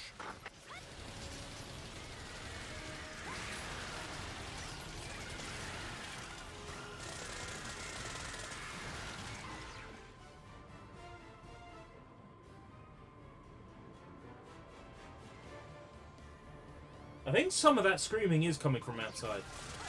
How about an Xbox 360 Mini? What, like a mini console? If Microsoft did that, I'd just be pissed off. Though, to be fair, we've already had one in the form of, like, the Mega Bloks Xbox 360 controller. You could put, like a Pi console in that, and then run Xenia on it. Muse Dash. Yes, so similar to Muse Dash, but instead of it being like a side-on, it's like the view inside a tube, and you've got, you know, kind of like Tempest. Like Tempest 2000. But it's rhythm-based in the sense of, like, the enemies come at you in time with the music. That's what I'm sort of envisioning. There was something that was very similar, but it was a highway. It wasn't quite the inside of a tube, and that was on an arcade machine that I saw at the weekend.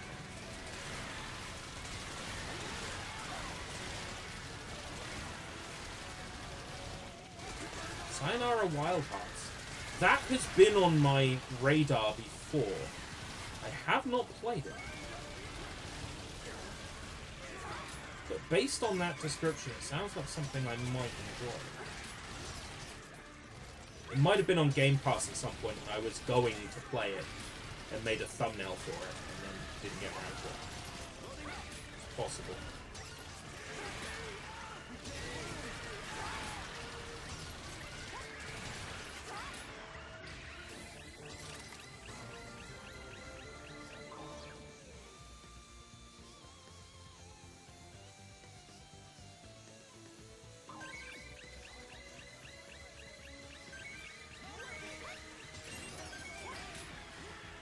They are. They're throwing the sound. Some of those sound effects sound like they're coming to the left of me. They're throwing the sounds a little bit.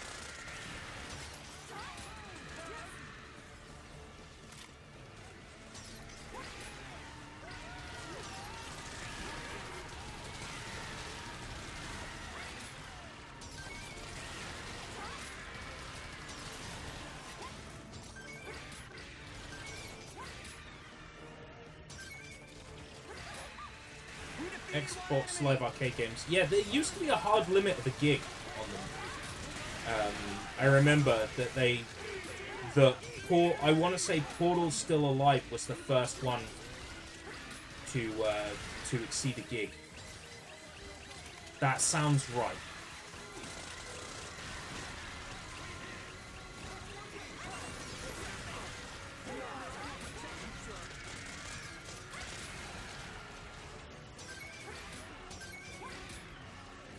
So I remember them making a special case for it, and then after that, many of them were larger than a gig.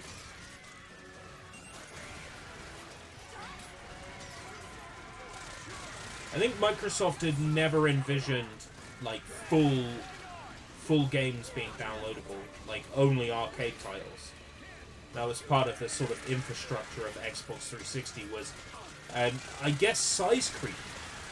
Like, they thought, never will a game's update need to be more than 20 meg. Never will an arcade game need to be more than, like, a couple of hundred meg. And then, as these things climbed, and climbed, and climbed, because it was that point in history, that point in video game history where technology and software and file sizes were ballooning for the first time.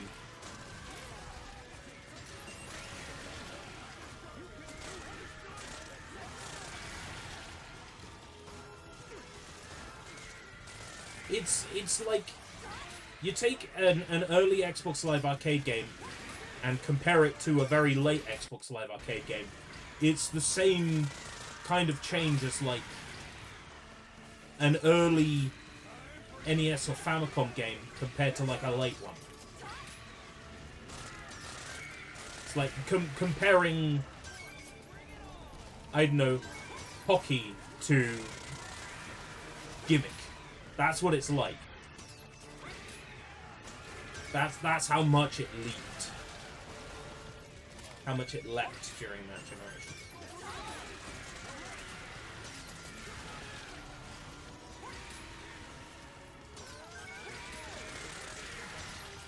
This seems like a good level for grinding armor and weapons.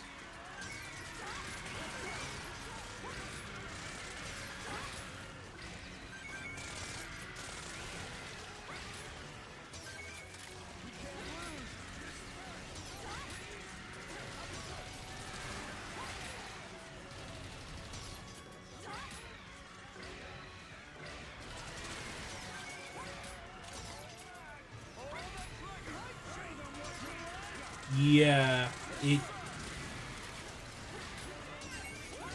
again, it's that size creep. They thought nobody's gonna need a memory card more than 32 megabytes. Isn't it something like 32 megabytes, the first memory units? Like, they're never gonna need a memory unit more than 32 megabytes. They started selling the 512s with like Worms World Party, Worms Live Arcade like included on it as like a little bonus. Then it got to the point where the updates, where like the NXE update for the dashboard was so big that like you need to have an Xbox 360 hard drive or a large memory unit to even be able to apply the update to the console. And then that memory unit or hard drive has got to be always in after that. It was... I don't think Microsoft anticipated just how big things were going to get in that generation. How much the size of stuff was going to absolutely climb. I mean, why would they? Why would they anticipate that? The Xbox 360 was like 2005. Back in 2005, you were lucky, you know, if you had broadband. A lot of places were still dial-up.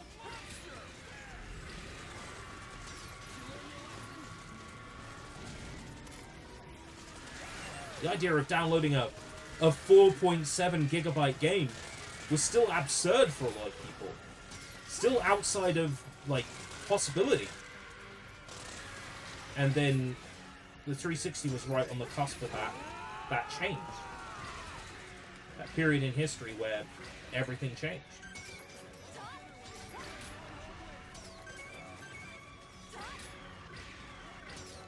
And yeah, the NXE making wallpaper shit.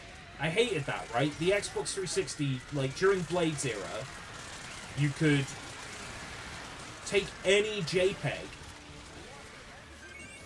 and turn it into a wallpaper. And then once NXE came along, you do that, most of your image is covered up. Fucking annoying.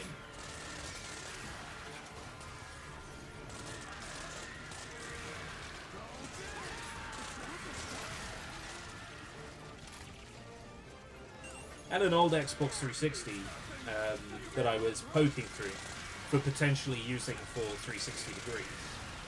And I found all the themes I had created by, like, you create a theme using this picture, and it was all hentai. I'm like, yeah, that seems like teenage me. That seems like something teenage me would do.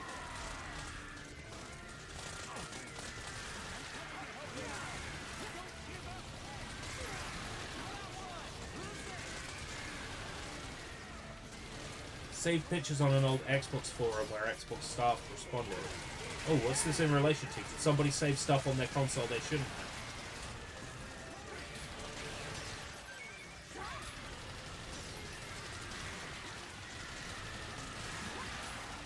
He was exposing himself on camera on Uno. Oh my god. Well, there was that thing when Kinect came out, right? A lot of games took photos of the player without their permission. So you're there doing a little bit of nude yoga, right? Or doing a little bit of nude Dance Evolution in the morning to wake up. And then, snap, snap. Oh, this photo has been taken of you and it's automatically been shared on the Xbox service. I remember that being a huge issue when the Kinect first came out.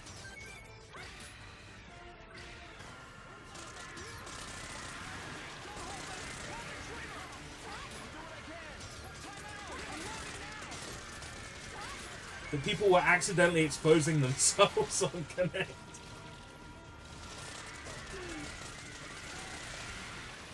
It's funny in hindsight, but at the time, that's major breach of, like, privacy.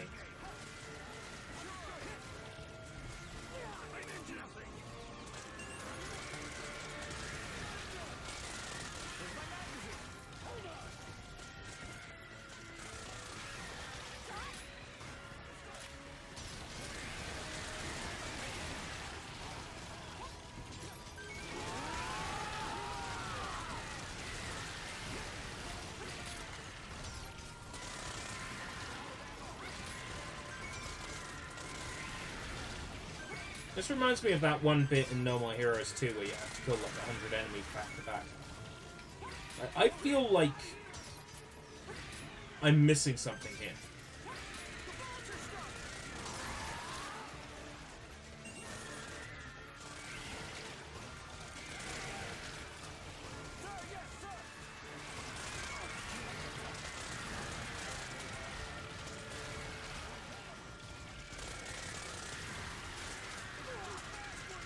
The thing is, on a roller coaster, right, there's that expectation that a photo is going to be taken of you, right? Like, oh, there's going to be a moment in the ride where it's going to go cha-ching, and it's going to take a photo of you, and then they're going to try and sell you up in a keyring. Right, there's that expectation, right? When you're playing a Kinect game for the first time, and you're like, yeah, I'm really enjoying this, and you're there in your sports bra and spats, and then, you know, it's a part of the song where you bend over and it takes a photo and then it shares it on Xbox Live for everyone to see. Like, there's no expectation from the player that that's going to happen, right?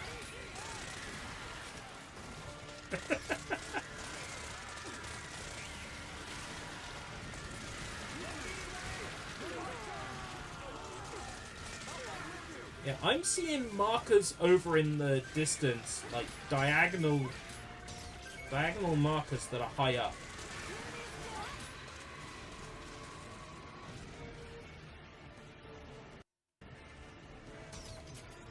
I don't think I meant to. I don't think I could destroy the UFOs.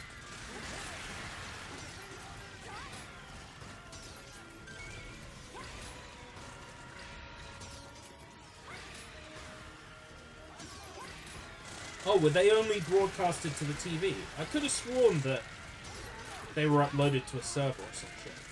So I remember that being an issue. I remember there being like a whole like investigation into it. I suppose it would depend on the game.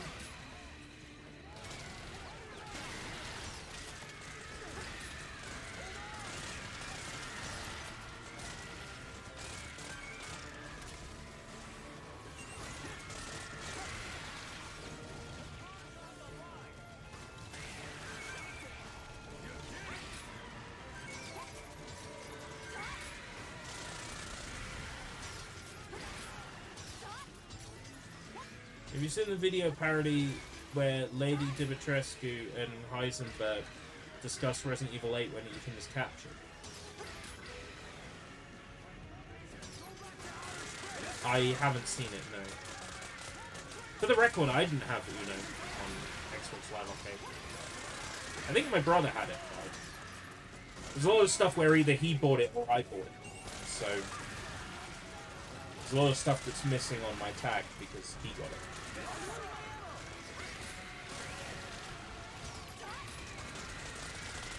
Like, one or other of us would buy a £10 Xbox, you know, points card, like a 100-point card or whatever it was. And then be like, right, okay. Who's buying the live arcade game this week? Be like, I will buy a card, and then I buy like an 800-point game. He'd buy an 800-point game, so...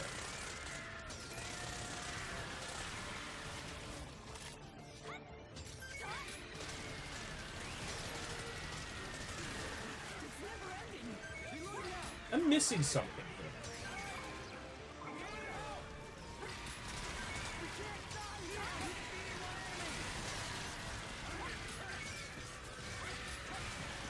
I must be missing something.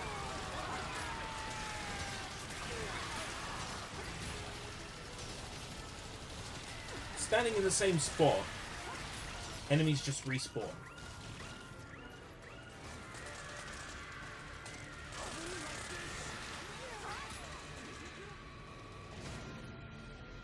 Can't damage the UFO.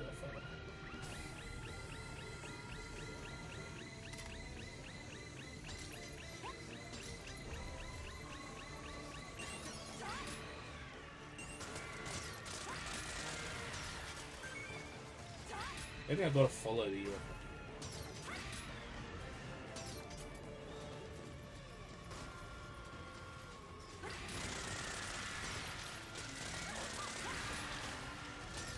Would help if there was like, if I paused the game and it like said at the bottom, mission, follow the UFO,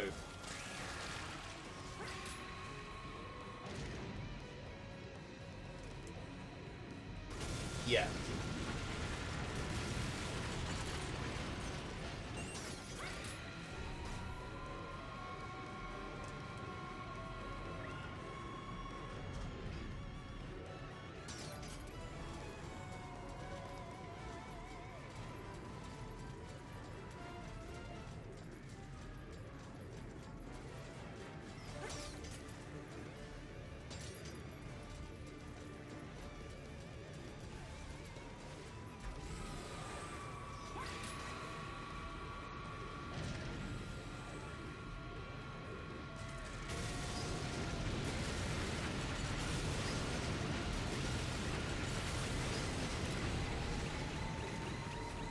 Right, yeah.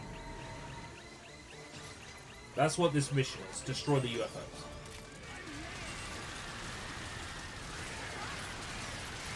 So I spent forever killing ants I didn't need to kill.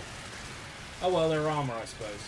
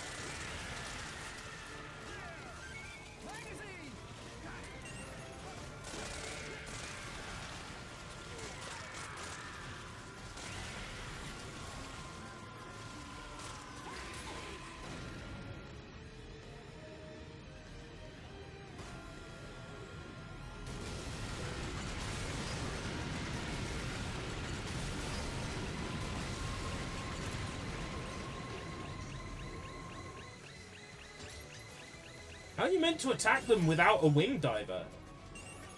How are you meant to destroy the UFOs on a mission without a wing diver?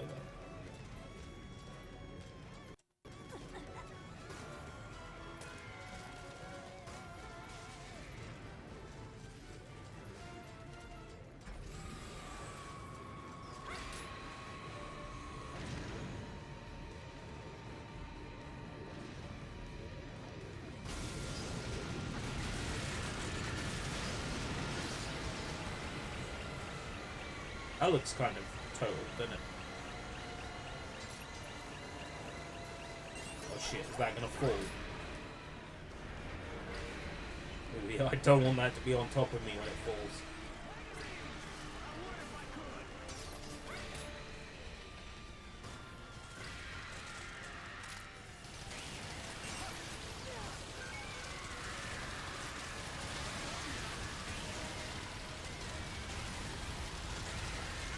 I suppose it's because, like, similar era cheap game, like, I get a lot of robotic alchemic drive from this, like, with the big enemies, like, falling on top of and crashing into buildings. The only thing that's missing is top-tier Mimi voice acting and cutscenes. And then this would be rad.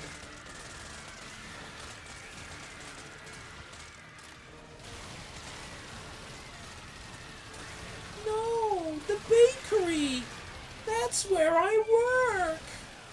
I would like to play through that at some point, but now that it's gained meme status, I think getting hold of a copy of Rad is going to be practically impossible.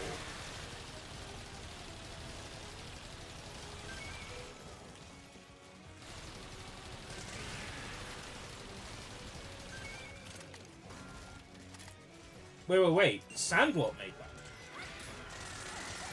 So, like, I'm genuinely finding actual DNA.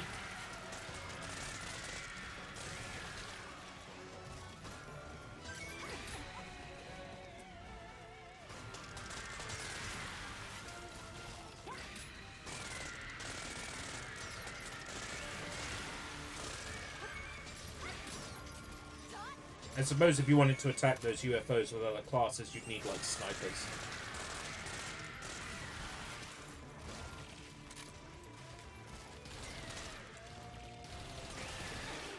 I like it worked in number 3. You picked up the armor and it was automatically added to your maximum armor. You didn't have to go into a menu and allocate it.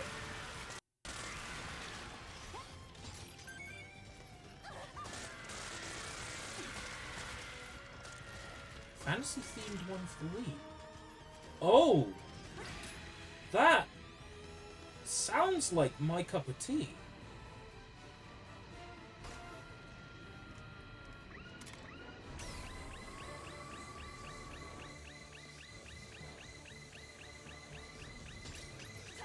That sounds like something I need in my life.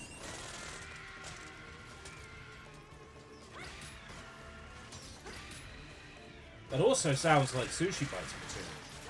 What we need to do at some point is just have a fucking conversation. And I just make notes.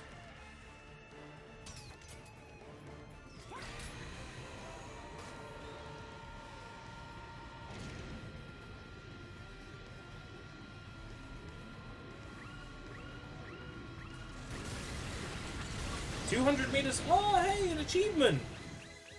It's finally on my tag, everybody! Sony has revealed a Concord limited edition PS5 controller. Oh boy, for all 4 people who are playing Concord, a limited edition controller for you.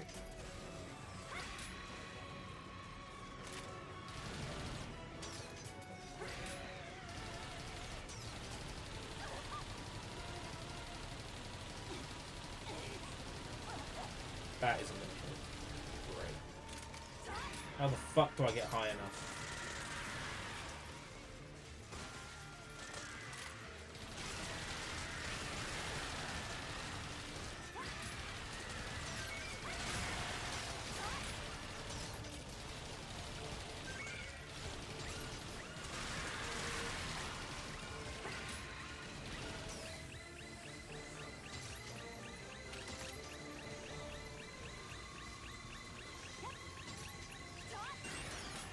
Get on top of that.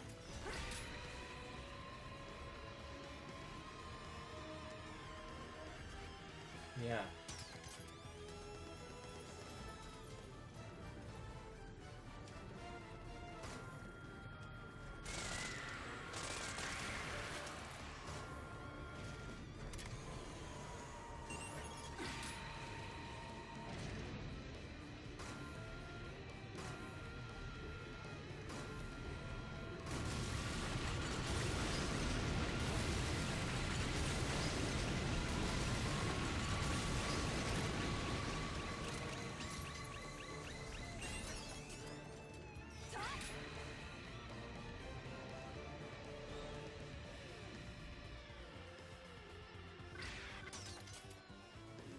Somehow I don't think this is the intended.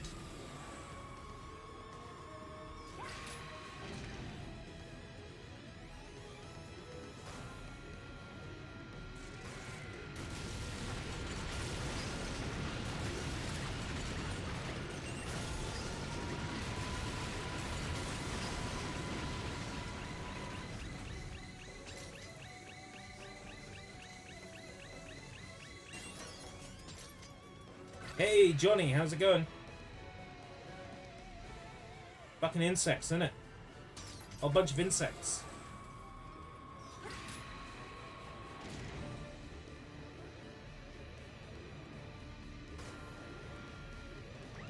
There we go, that's another UFO. I assume that's the criteria for the mission, because otherwise I've been on a mission for like half an hour. I assume it's destroyed the 3 UFOs. Decent, quiet day. Same here, really, to be honest. Not a great deal has been achieved. Kind of stressing out because I've got a job interview tomorrow. I applied for a 12-hour, like, store assistant consultant role. And the lady who's handling the hiring said, look, with all due respect, you've got 10 years experience in retail, you know. you are so much better than a 12-hour consultant role. I'm thinking, yeah, but I don't have the management experience you're looking for. And it feels like they're just trying to line me up for a management job that I wouldn't be suited to. But, you know, I'm not opposed. If they think I'm suited to it, and I'll get the proper training for it, then where's the issue?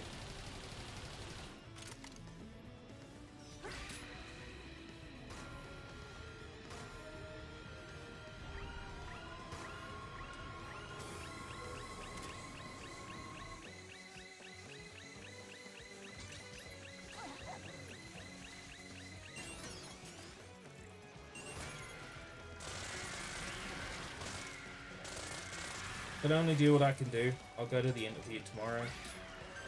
Do my best. Give it my all.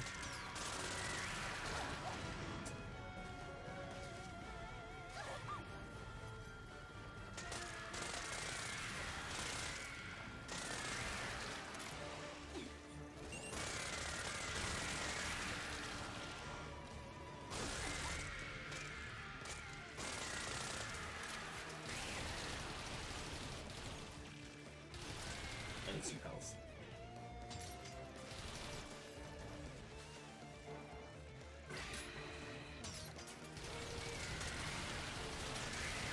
How does there, like, how can there be even more enemies when I've taken out 2 of the UFOs?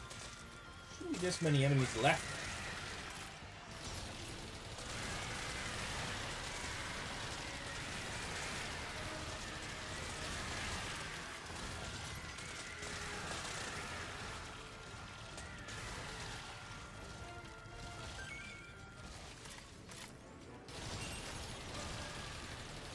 It'll be interesting to see what the result of tomorrow's interview is. How it goes. Because it feels to me like they've decided they want me, and I've just got to go through like the various evaluation and interview steps. But it sounds like they want me, so the tricky part is going to be living up to those expectations. Those lofty expectations.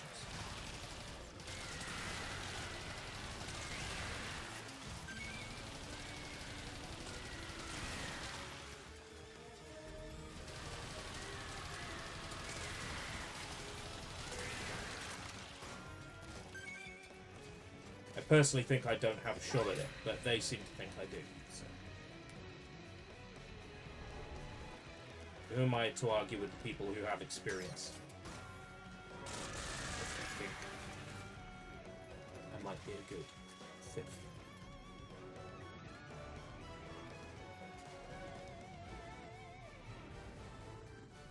Come on, start opening up your pouch.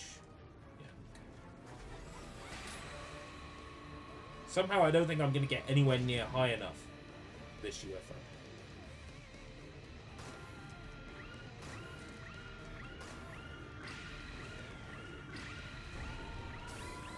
How the fuck am I meant to hit that? It's far too high.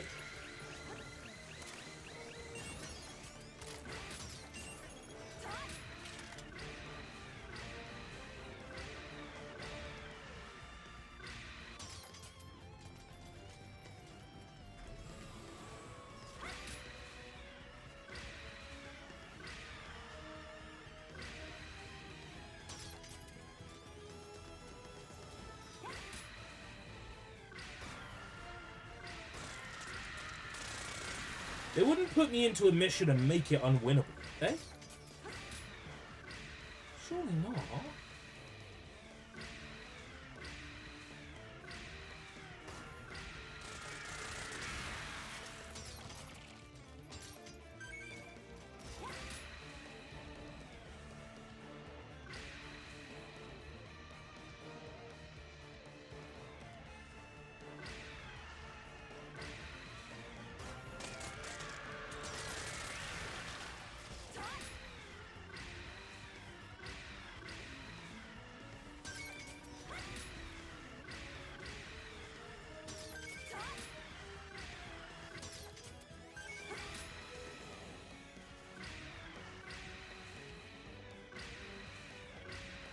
I know there's a vehicle.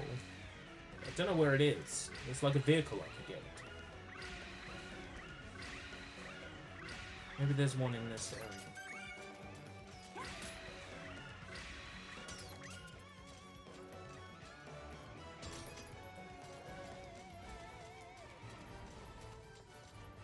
Oh, I thought that was like a NPC, but no, it was a health pickup.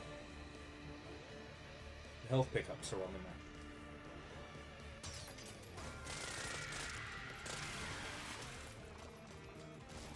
That UFO is far too high.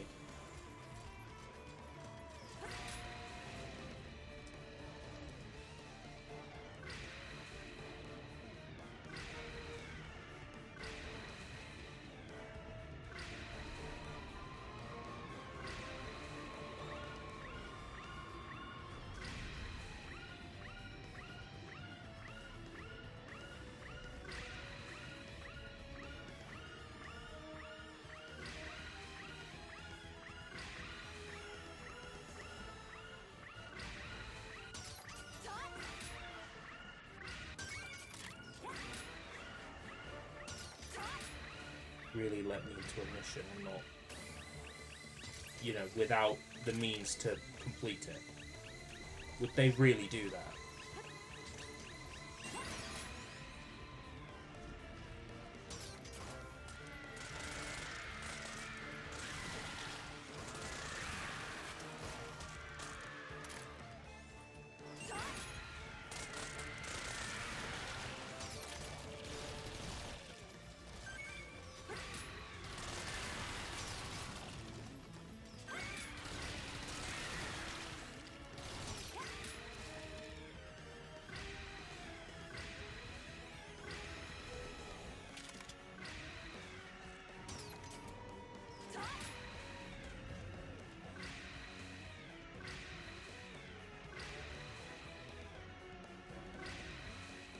That's the border of the playable area.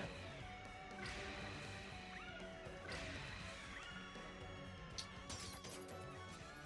was hoping I could get on top of that building, maybe lure the UFO over. No.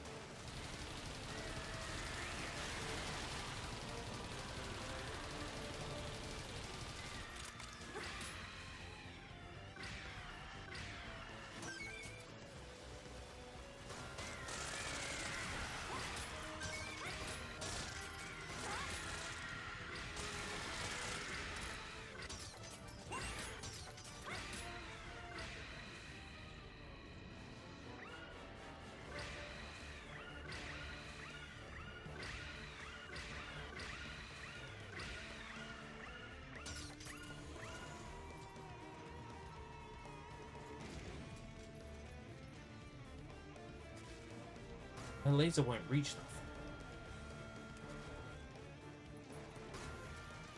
far. I could just stand up here and get my bearings, it would be fine, but they can climb up here.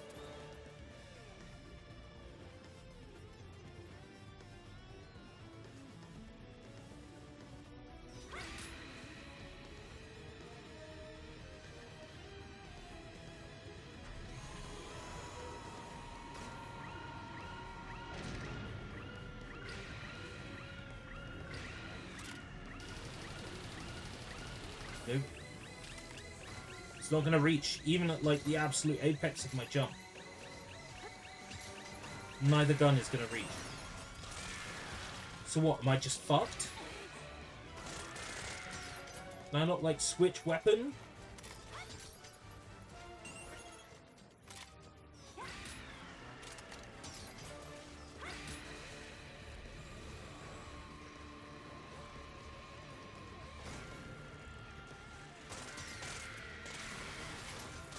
Is there any way to get the UFO to come down a little bit?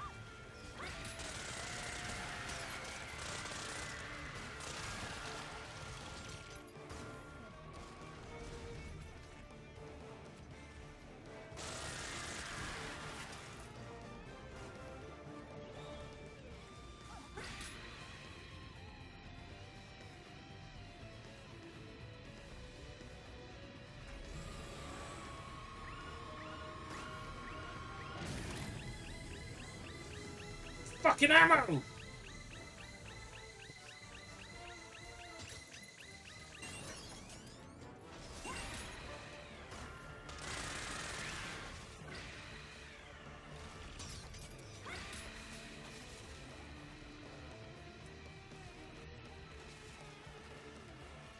Run my entire ammo down to 0.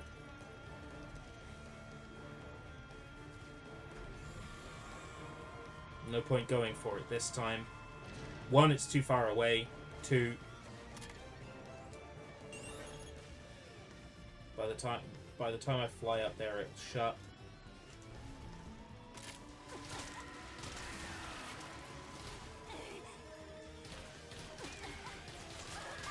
Problem is they get right on top of me and deal so much damage. Like, I'm fucked waiting for it. Now.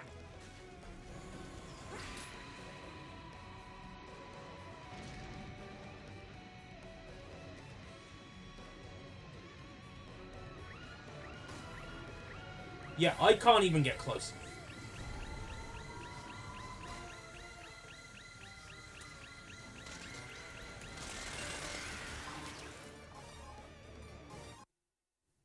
Can't complete it. I better keep everything I picked up.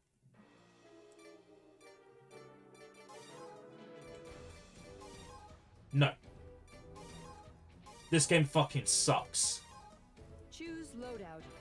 Wing divers can equip 2 weapons. This game absolutely fucking sucks. Deploying. Select a difficulty. Tells you, equip long-range Select a weapons. difficulty.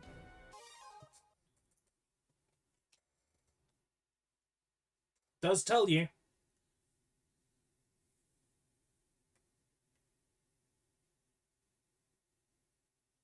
So all that armor I collected, all those weapons I collected, fucking useless. Don't keep them.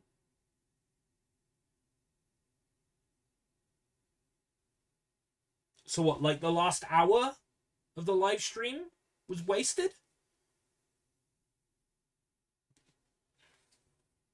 Something like that. The Ravager transport ship is in the sky. We can't let them continue to contaminate the Earth with giant insects. We have to kill them no matter what.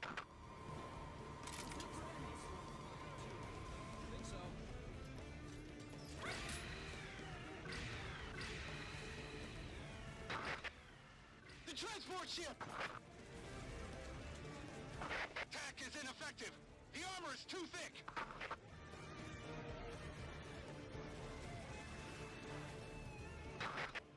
The transport ship's weak point is its hatch. Aim for the inside when it is open. Open up your fucking hatches.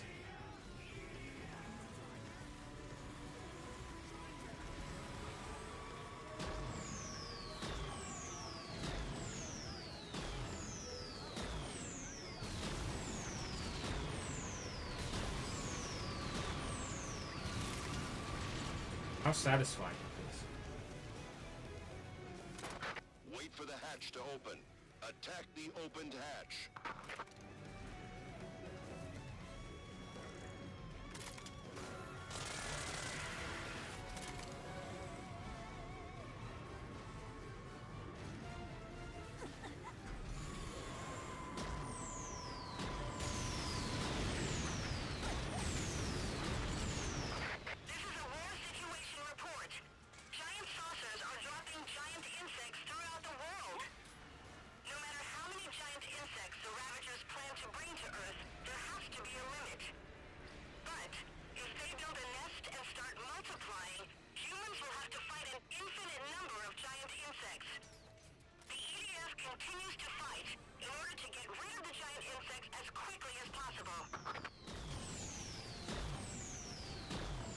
Oh, how good it feels to be able to deal damage like fucking UFO.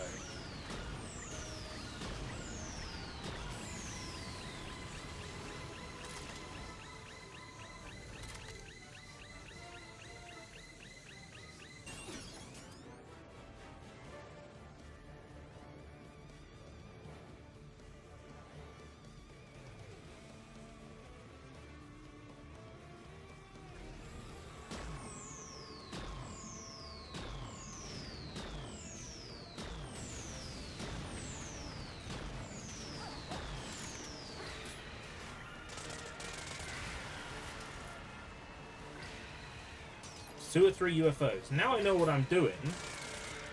It's just the worst part is all the items I lost.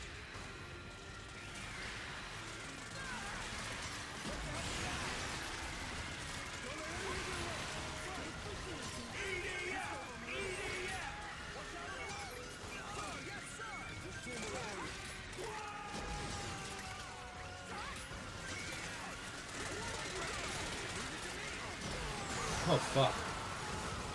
That was dumb.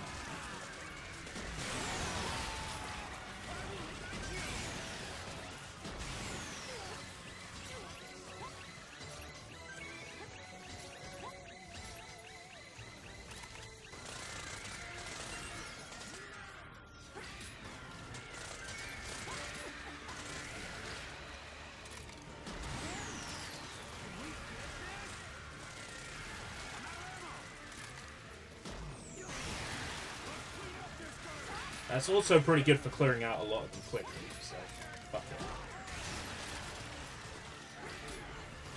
I'll probably keep that as my secondary from now on. Because it's good for crowd control. I wish I would, you know, randomly get the upgraded version of this one.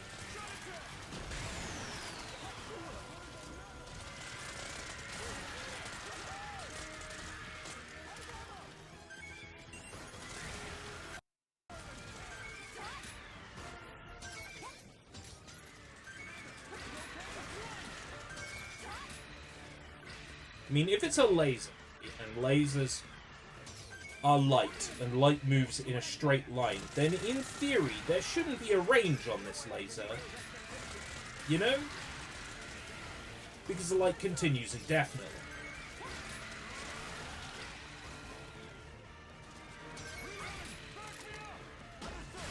So fuck this game and its stupid bastard, like, limited laser distance.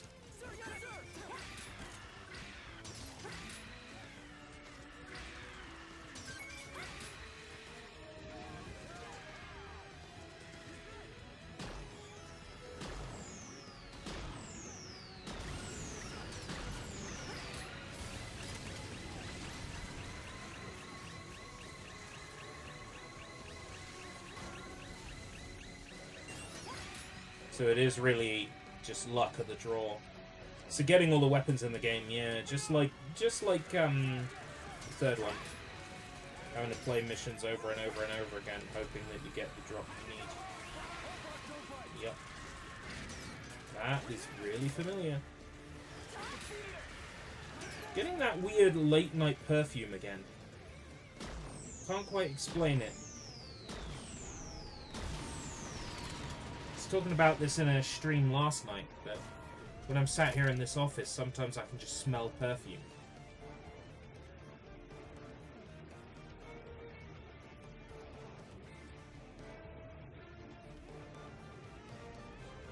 I wondered if I'm going mad or if, like, I don't know. Next door slapping on some perfume ready for some private fun times.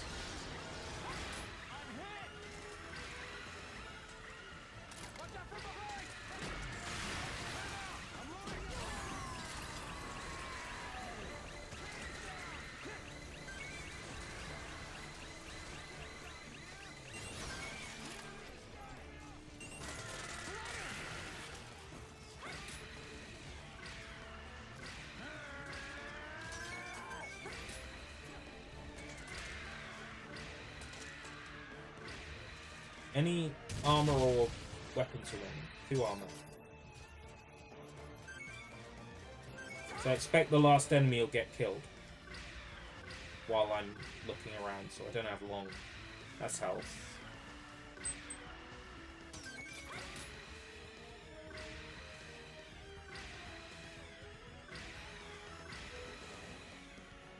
Armor or weapon drops. Doesn't look like I'm gonna get. I mean, it doesn't look like there's any left. We've confirmed Ravagers battle machines are The coming enemy, ashore. my teammate killed the last enemy. Robots that we call Hectors.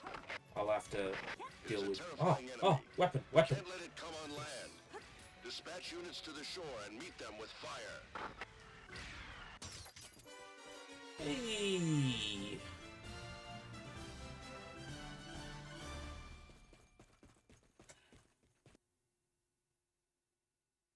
I guess keep those rockets from now on, because they seem pretty useful.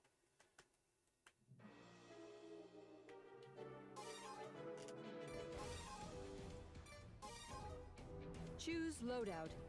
Wing divers can equip 2 weapons.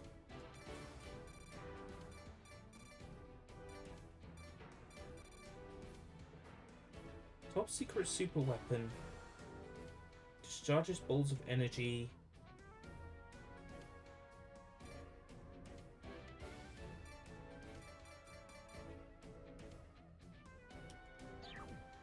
Switch to the Choose E3 loadout. plasma launcher. Wing divers can It's just a shame I don't have another choose loadout. Wing divers can equip 2 weapons. long-range laser.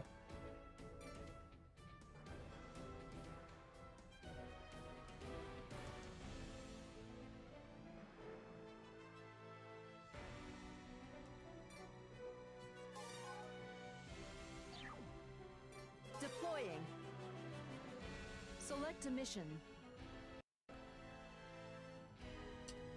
Select a difficulty. Alright. You can select weapons even if you're being bitten.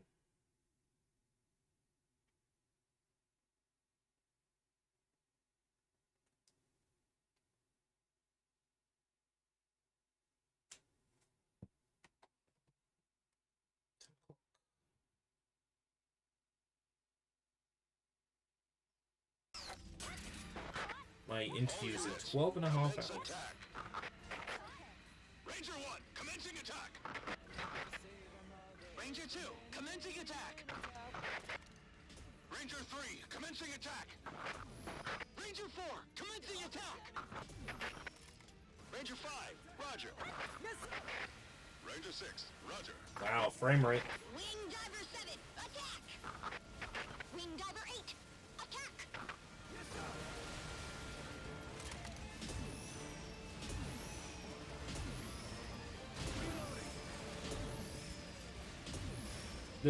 The achievements are clear all missions on whatever difficulty. So no, there's no achievement for beating that previous mission.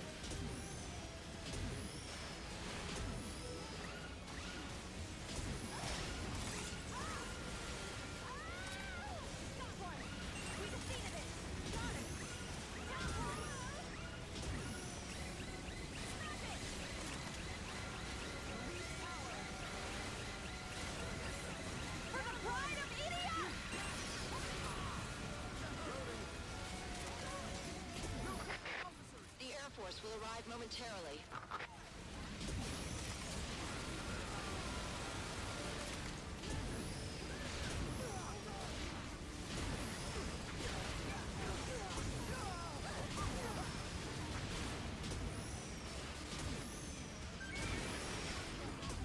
Yes!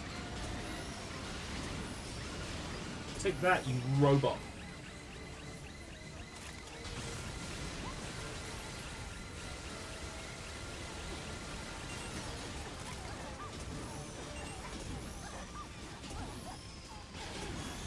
Yes.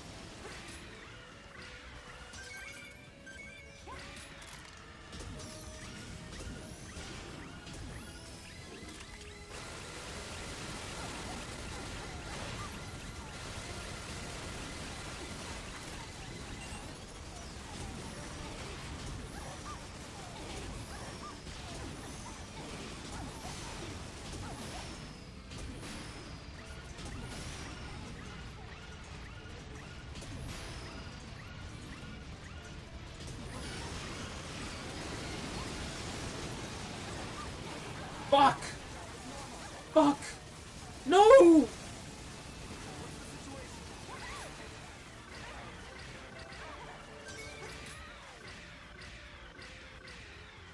What a load of bullshit!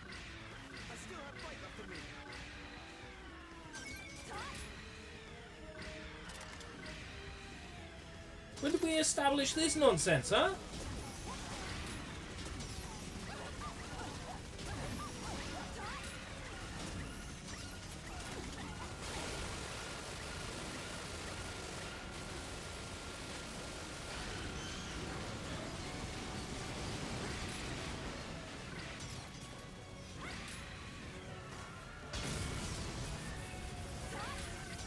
Are they, like, endlessly respawning out the ocean?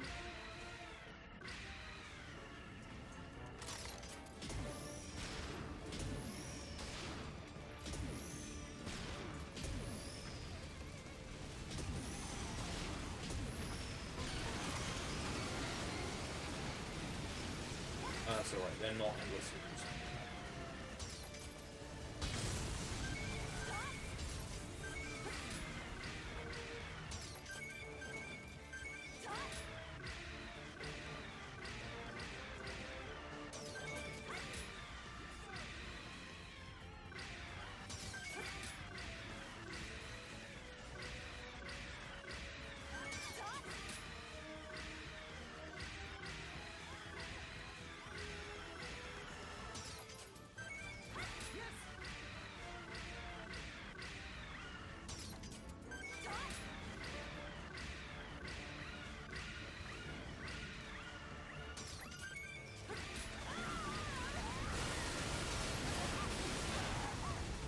Oh my god.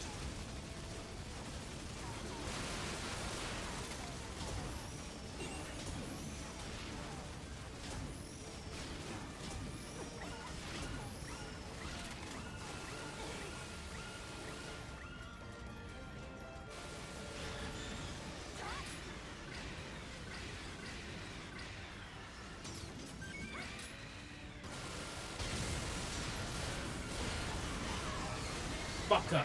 There are many Hectors approaching. No, no, there's not another wave of... No, no. Are you ready? Ranger 5, Roger.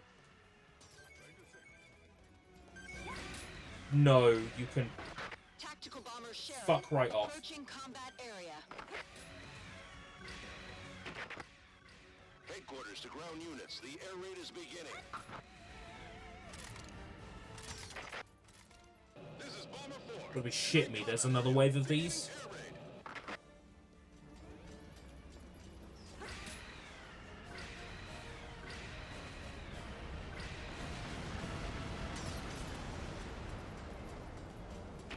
Impact. We defeated the enemy. Well done.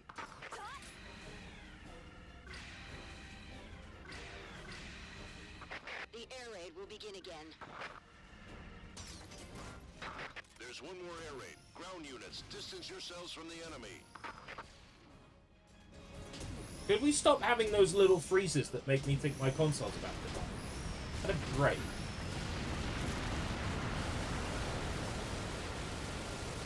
We did it! Air raid banzai!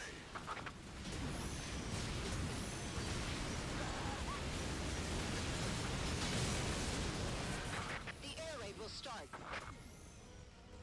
I really am uncomfortable with those Air raid in 3 very seconds. long 3, freezes. 2, 1.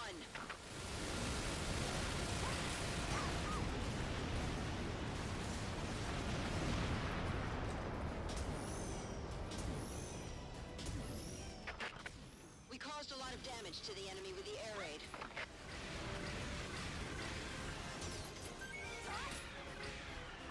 You have Air Force support. Ground units, you're not alone.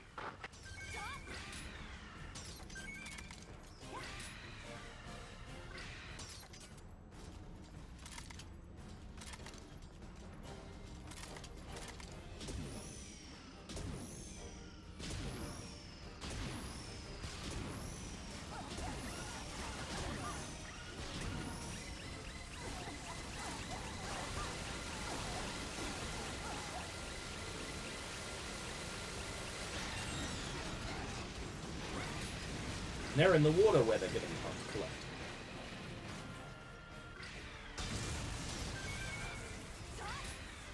That's alright. I don't go into swimming mode in that water for some reason.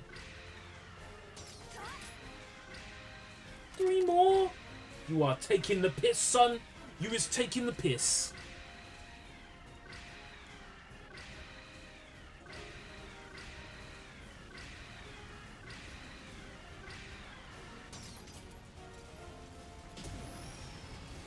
Great, I've aggroed the lot of them. I've aggroed all 3 by firing 1 rocket.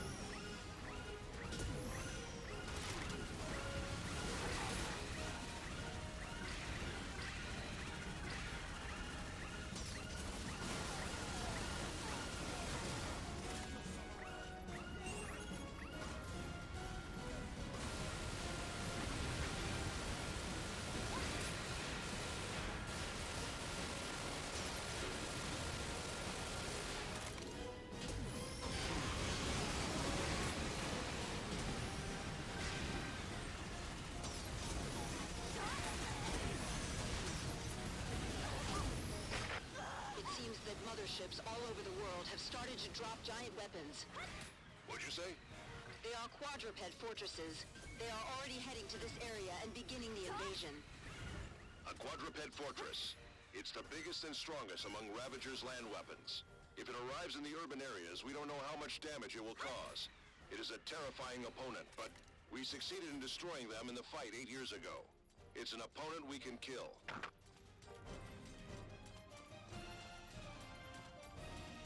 Well, you decided I'm a threat now, have you? I've decided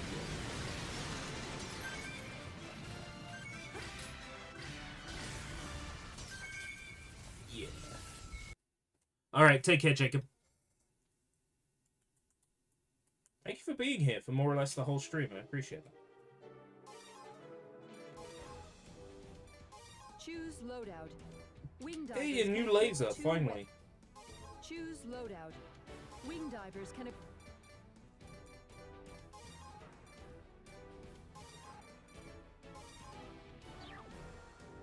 deploying. Select a mission. Land collapse.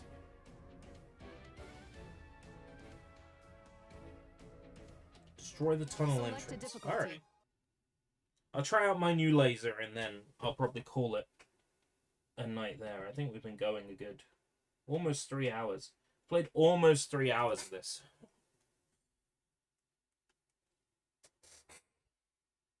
At the cheap price I paid for it, I think it's paid for itself, I think.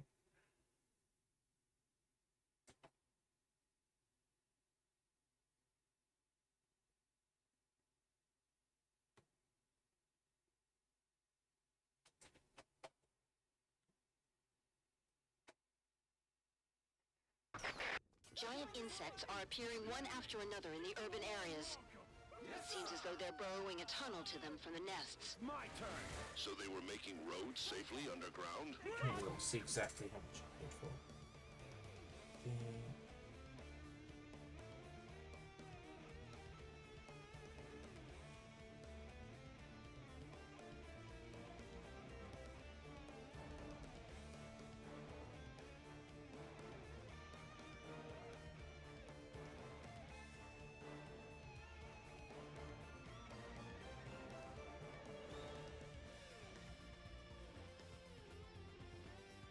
Some time ago.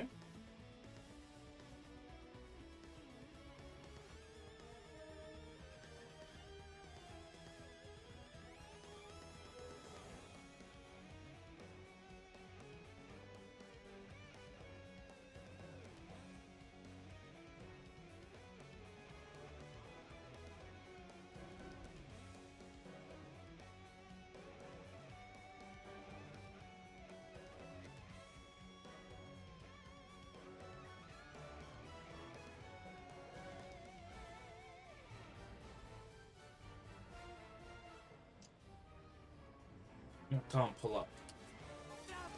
A large number of holes were found in urban areas. It seems like these are exits from the tunnels that lead to the nests. If those holes stay open, they will come and go as they please. We have to destroy the tunnel exits. Okay. How is this any use to me as a laser? It looks like there are underground tunnels for the giant insects. We found the exit to the ground. Hurry and destroy it.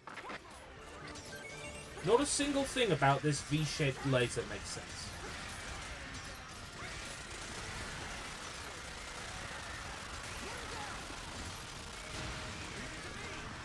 Destroy the tunnel exit. There are still more tunnel exits. Search for them.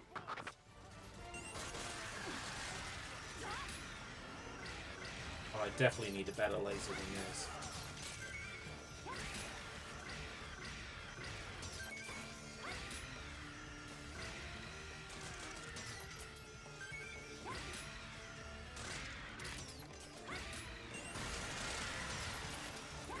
Where does that scent come from? At this time of night, there is a weird sort of floral scent. Now, where the fuck is that coming from?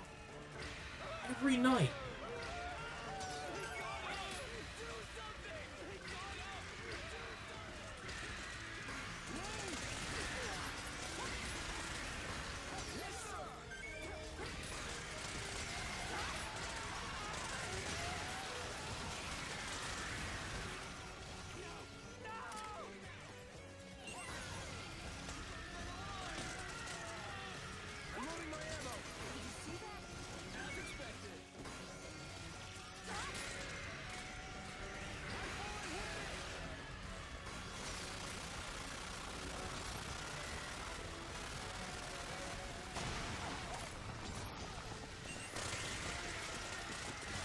Well, that V-laser does do a lot of damage when you're up close on something, and both lasers are hitting the same thing.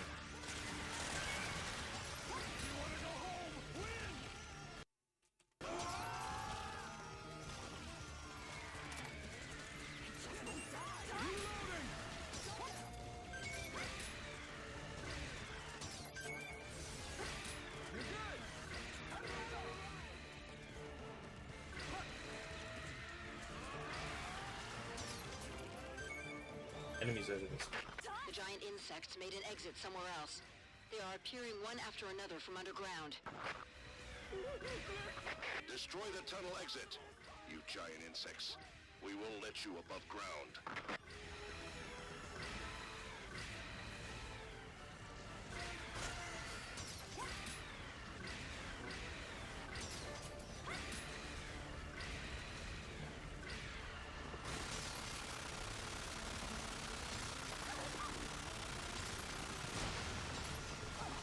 Destroy the tunnel exit.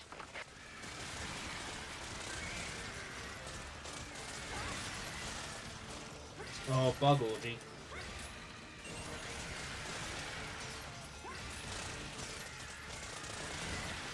It's like those videos I've seen on Iwara.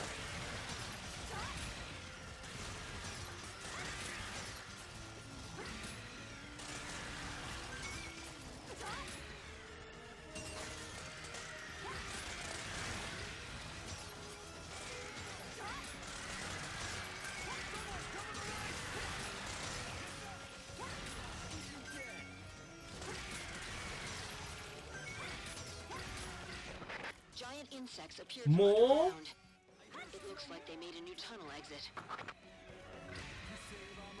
Destroy the tunnel exit. Yes, sir. Oh, spiders. Great.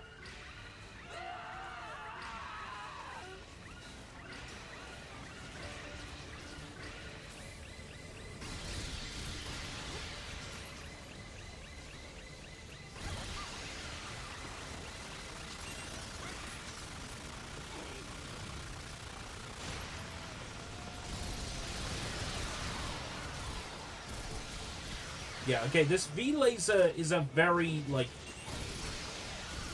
impractical shape, but the damage output is crazy good.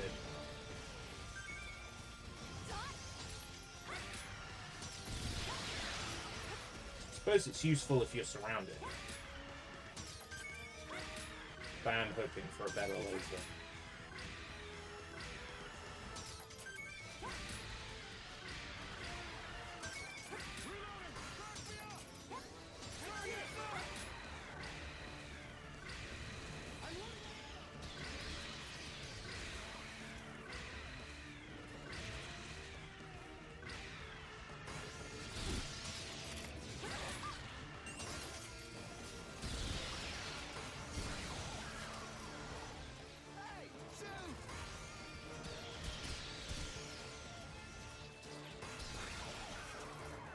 Such a weird angle of attack. This is a war situation report. The motherships have dropped many quadruped walking fortresses. EDF lines of defense have been constructed to prevent entry of the walking fortresses.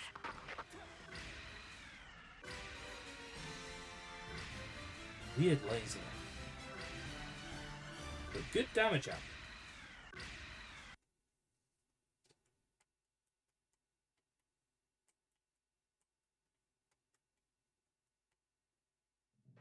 No new weapons. Oh my god, this is... Ah! This whole random drop thing sucks balls. Choose loadout. It's kind of enough to make me just want to back the fuck out. Just be like, I'm done for tonight. Deploying. Fortress Select a Siege. The mission. Ravagers have begun a serious offensive.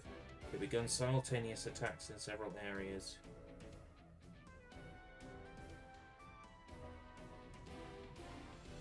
Attack the fortress's legs, then defeat any remaining enemy forces. Select could probably do difficulty. that.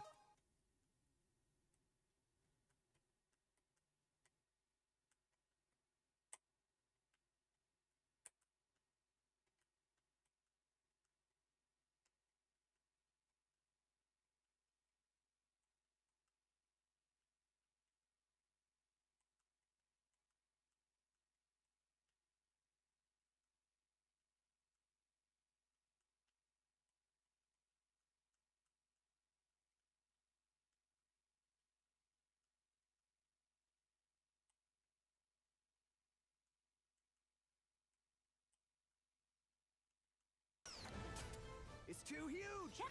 We can't Right, get take out its enough legs. troops. Take out the ground forces. Destroy it with air raids. It would be obvious where I can attack.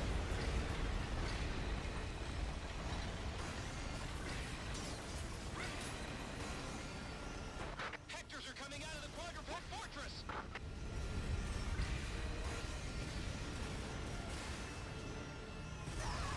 Oh my word.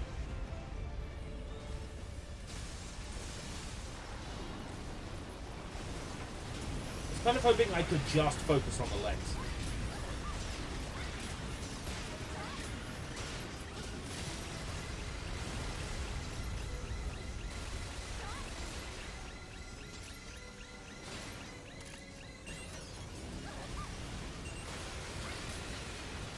This is Strategic Command Headquarters. The attack aircraft Midnight is headed this way. It's going to deliver a blow with a new penetrating bullet, Grindbuster. Stop the quadruped until Midnight arrives. If this game had subtitles, I'd probably be able to hear what I'm supposed to do. But it doesn't.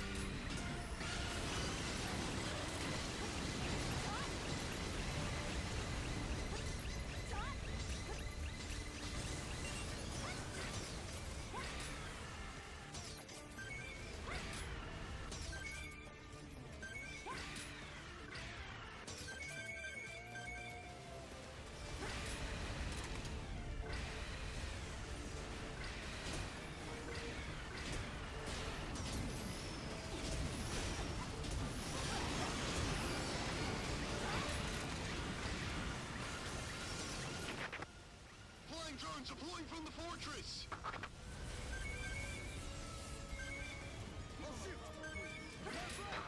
This is a war situation report. The quadruped walking fortresses dropped in each region of the Earth are approaching the major cities and will continue the invasion. EDF has constructed defense lines and is intercepting this. One walking fortress has been destroyed on the Isle of Great Britain. The Ravagers' force has multiplied in the last 8 years.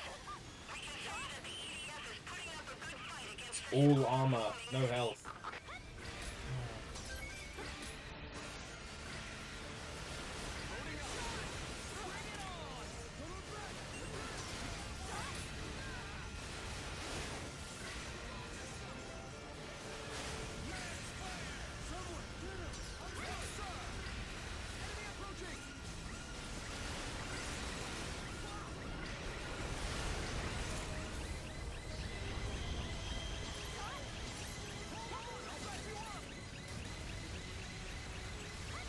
When you can get a hit with that laser is crazy powerful.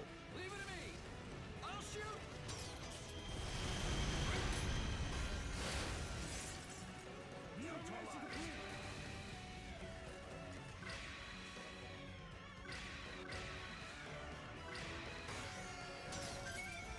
Like, the tiniest hit with that laser and it just destroys everything it touches. Pretty OP.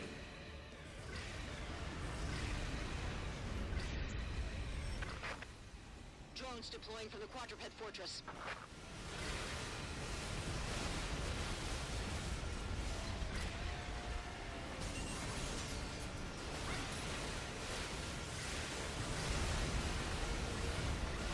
Go back to that level I couldn't do and just grind enemies with Quadruped fortress.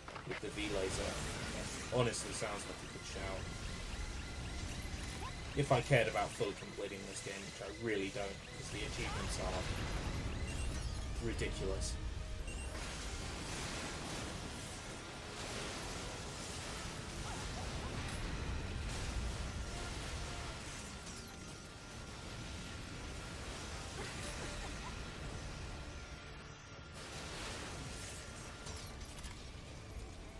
Attack aircraft Midnight will arrive at the combat area momentarily.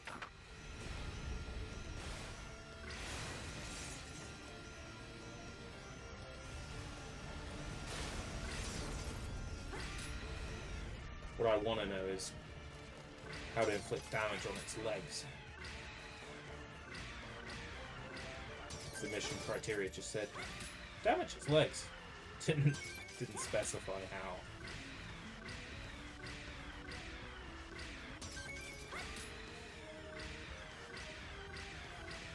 with the rest of the enemies out, so long as it stays like that, Destroy the you Hectors should be able to dropping get from the quadruped fortress. an eye on the boss and figure out its pattern. Nope, looks like it's spawning more enemies in.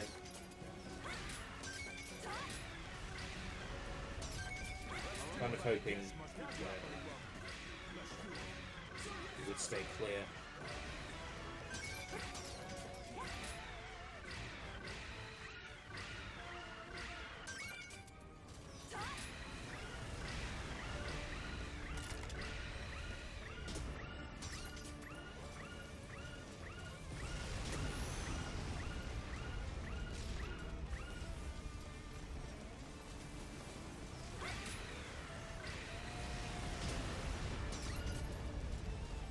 I mean, that looks pretty susceptible.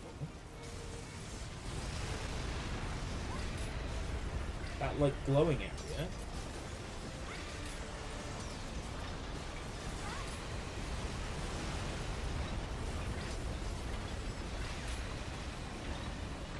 Tried attacking the inside of its foot, and that's... Aircraft Midnight will arrive at the combat area momentarily. There is nothing the Grindbuster can't penetrate. Just wait a little longer. Fuck. Oh, worried,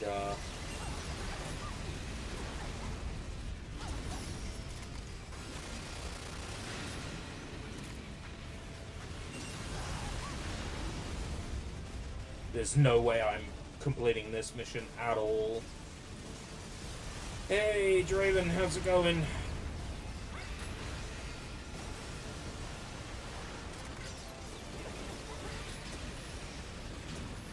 This is normal difficulty. This is what's considered normal.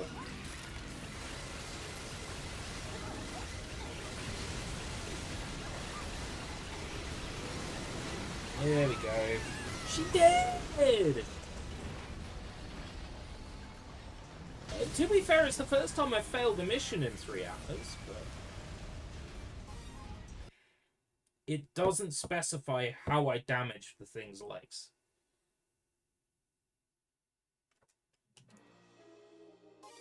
Deploying. Select a mission.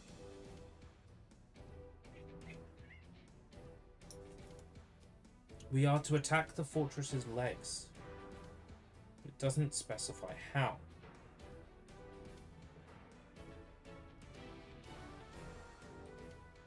Fortress siege attack next.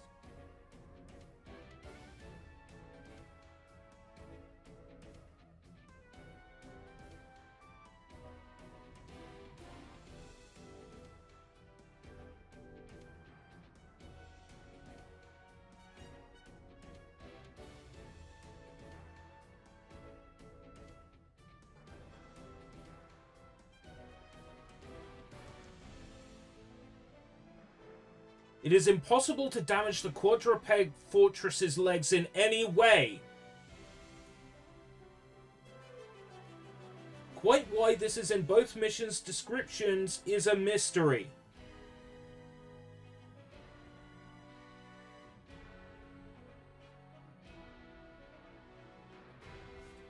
The mission description is bizarrely misleading. It is impossible to damage the quadruped fortress's legs in any way. Quite why this is in the mission description is a mystery. This is actually a survival mission. Bomber Midnight will destroy the quadruped fortress after it has deployed 5 waves of enemies. And all Storm Team has to do is last until this has happened. The mission will end shortly after the fortress is downed, even if there are still enemies remaining. Indeed, it will give a cleared message even if all of the all the players present are downed, as long as at least one was up when the victory conditions were fulfilled. It is thus possible, if unrewarding in multiple senses, to beat this level without killing a single enemy. Select a difficult. What? Hey, now I know not to focus on the fucking massive, hulking, giant-ass quadruped that apparently I can't damage. I might actually be able to finish this one. Woo! This is the kind of nonsense you put up with for EDF. No, this is not the one that came out today. If you're watching, give me a key. I requested one. It's too huge. We can't get This isn't the one that came out today. But because one came out today, I felt compelled to play this one. So Destroy it with air raids. send me a key. Mr. Sandlot, send me a key. Ba ba ba ba.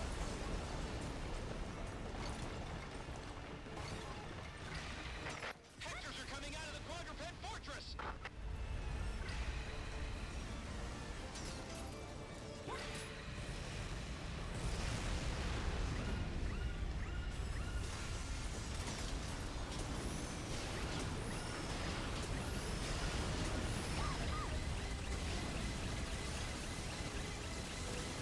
Mr. Sandlot.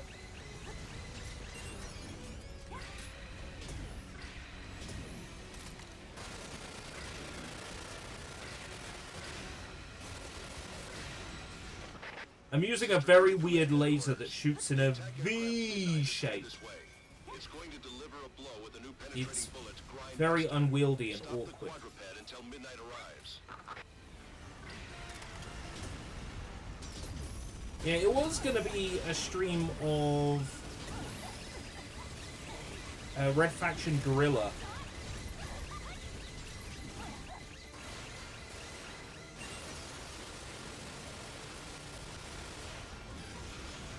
V-Laser's very powerful though. I can't see where I'm shooting, but... Oh, did I not change the game? Oh. No wonder people aren't turning up. No one likes Red Faction Guerrilla. So, Red Faction Guerrilla, I played a little bit of it earlier today, and I'm like, oh yeah, this is as good as I remember. Deploying from the fortress. But really, there's a re-Mars turd version, which is much better. And honestly, I would push people towards that than the Xbox 360 original. Yeah, in both games, buildings fall apart, so in many ways it is quite connected. I had that thought. But in only one you get to put on wings and fly.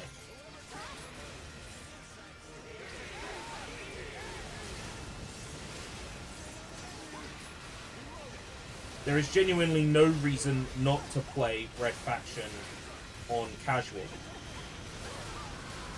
The story achievements are not difficulty dependent. And if you play on casual, you get more salvage. So you get the upgrades faster. So there is genuinely no reason not to play on casual.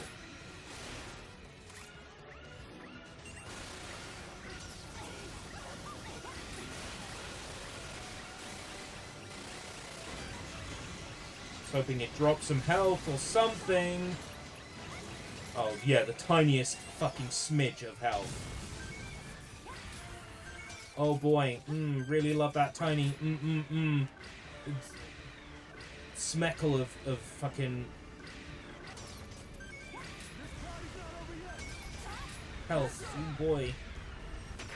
Drones deploying from the quadruped fortress.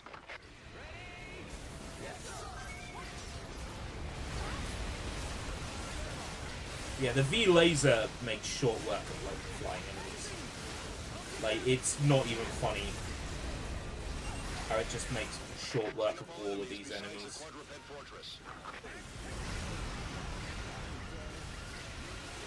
The mission description is particularly annoying, right? Because there was a mission where I had to take out 3 UFOs. And it didn't end if you just kept killing enemies. So the fact that this mission ends if you just keep killing enemies, when you've been told specifically to take out the robot's legs, it's really, really, it's extra fucking frustrating.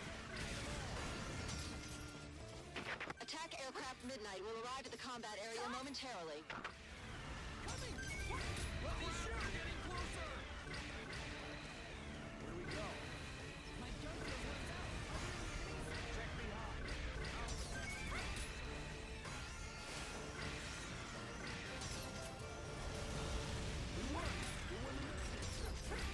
I'm kind of hoping deep down that Sandlot or D3 will be like, let's check the channels that have requested keys, and they go to my channel and there's a live stream for this, and they're like, yes.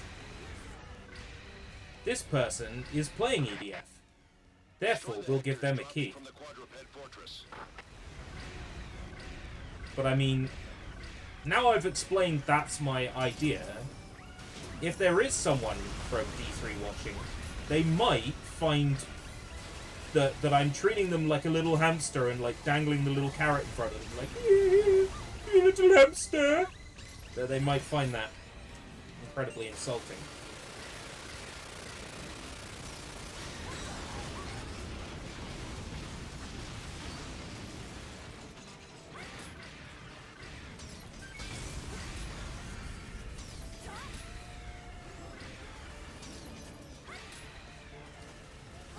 Oh my god, leave me the fuck alone!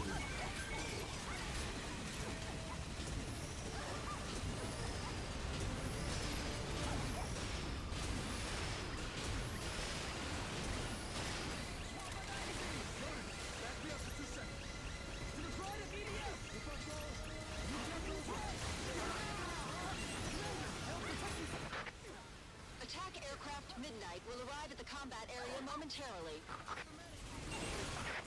There is nothing the Grindbuster can't penetrate. Just wait a little longer. Trying to kill enemies I can't see with my diagonal lasers is a real pain in the ass.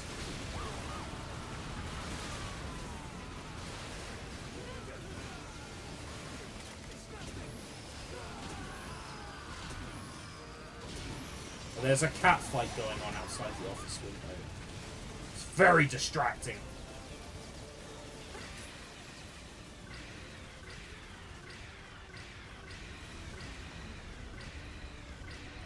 Cat fight. Pussy pugilism. A feline frolic. A feline feud.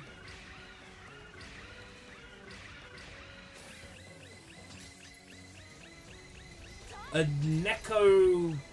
Destroy the flying drones. Feline fisticuffs, yes. A Neko... knockabout. A Neko knockabout! Midnight has acquired the target.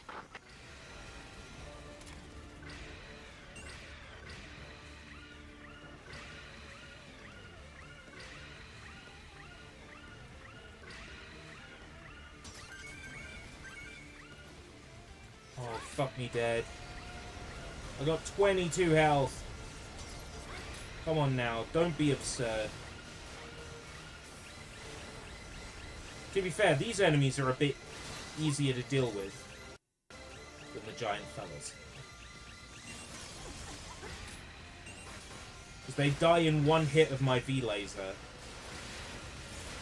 I'm hoping one of them drops some health. Armor, that's fucking useless! So fucking useless!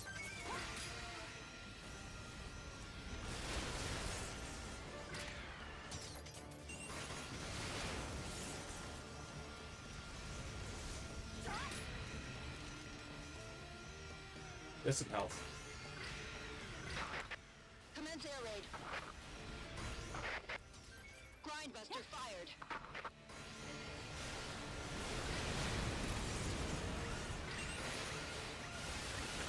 Impact. Yeah, this mission is just kind of bullshit, isn't it? Target.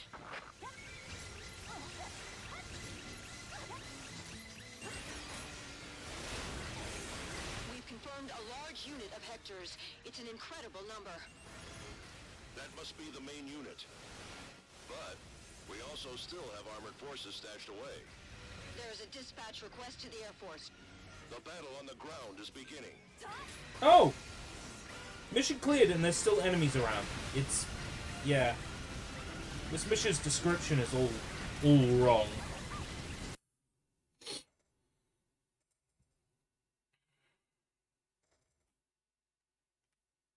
And no new weapons. That is so frustrating. Need a better laser.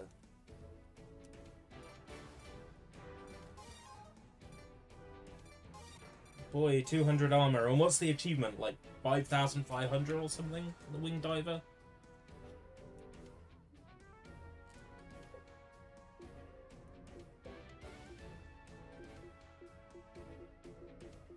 $550.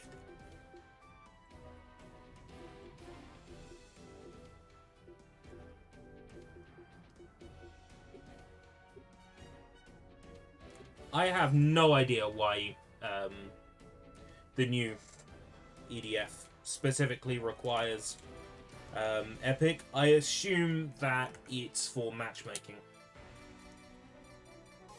Deploying. Select a mission. I can understand why it would upset people, but I also understand why it might be required as well. And I'm not just saying that because I'm hoping the publisher will give me a key. Select a difficulty. I appreciate the idea, Draven, but people who want to play Earth Defense Force is probably a lot smaller than like the number of people who play Fortnite. I don't think Earth Defense Force is gonna increase the Epic Game players count all that much.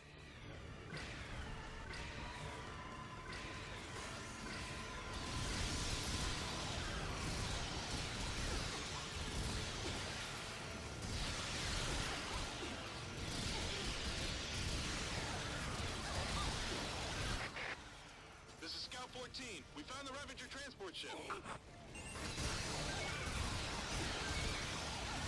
Yeah, I think it's just for matchmaking. I think that Sandlot, being the admittedly not very good developer that they are, and I don't mean that in a nasty way, probably went for the cheapest solution to online multiplayer, which is integrate the Epic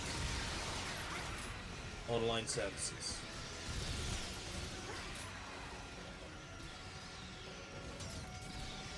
I assume the game is Unreal Engine, right?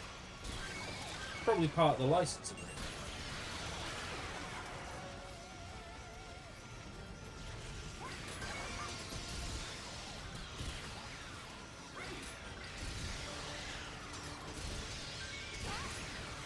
Use Unreal for the online multiplayer. Release it on Epic Game Store as well as Steam, and we'll give you an even better cut on the cost of the engine, or something along those lines. I reckon that's how it is.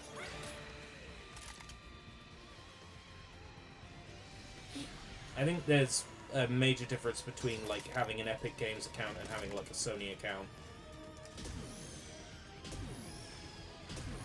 I'm not saying every PC gamer has a Fortnite. You know, not every PC gamer has an Epic account to play Fortnite. But, you know, a great deal of PC gamers do. And a great deal of PC gamers also have an Epic Game Store account to get free games. So it's not like it's a massive inconvenience. And I'm not aware of any countries where you can't have an Epic Game account. It's not like Sony where half the world is unable to play due to region restrictions. So, I mean, I get that it's annoying, but I also think that it's nowhere near as massive an injustice as, say, Helldivers starting without needing a PlayStation account and then dropping that need on people once they'd already sold it in regions where a PlayStation account wasn't available. And I also think it's a different beast than, say, Ghost of Tsushima requiring a PlayStation account. Even though there's genuinely, like, no need. It's a mostly single-player game. Barely anybody's going to be playing the online for Tsushima anyway.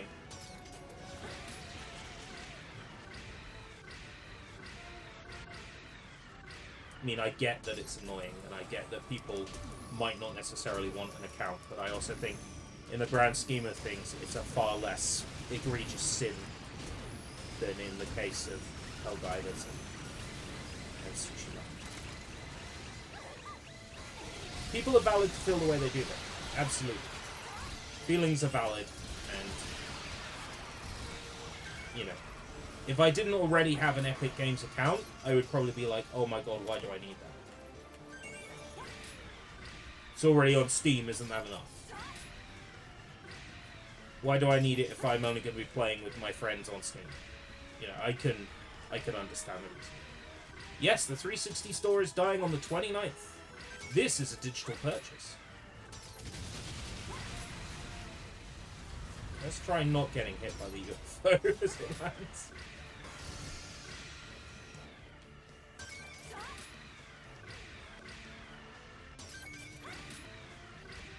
This is down to something like $3, which is why I've got it.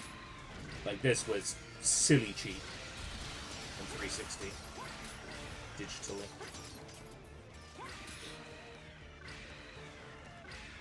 So it's one of those cases where I grabbed this just because, Store's closing down, better grab something. Which, I mean, I didn't need to. Probably would have been better off if I didn't.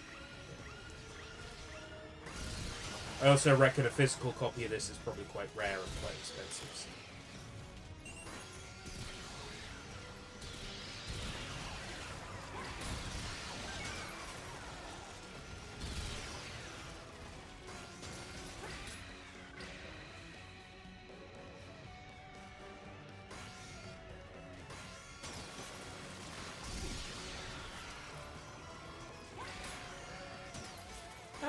That is absolutely valid.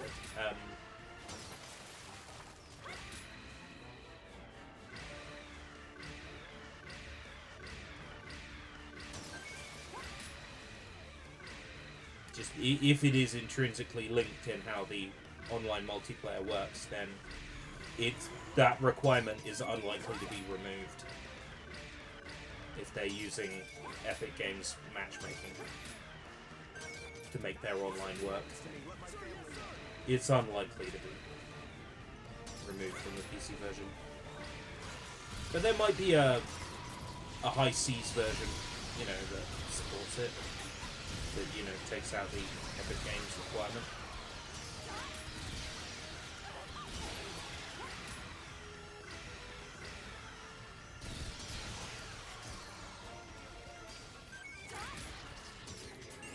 And you are, morally obligated to pirate games on Epic, because Epic pays the developer or publisher for lost copies. So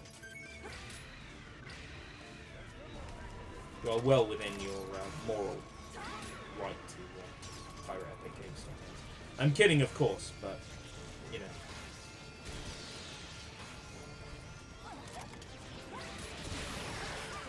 At the same time, Tim Sweeney did say that, so...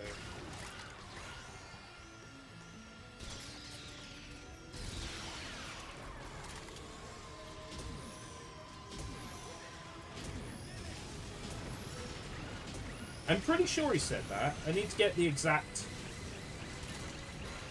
quote up.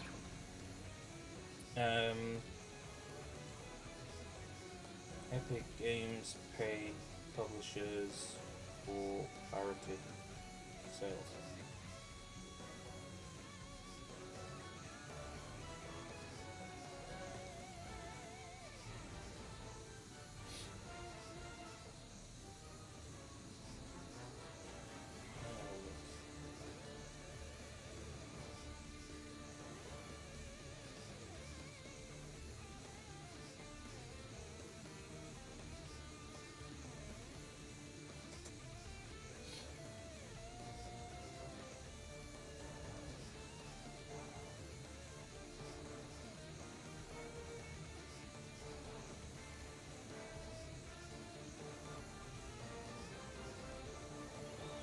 Keep in mind that we knew there would be backlash, we knew there would be refunds. If we had to refund 100% of currently... Oh no, that's in referral to Shenmue 3.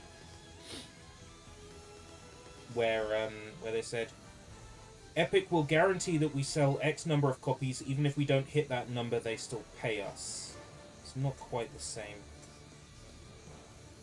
I'm struggling to find the quote. Back in 2010, when they were going all in on consoles, they implied that all PC players are pirates. A lot of them are.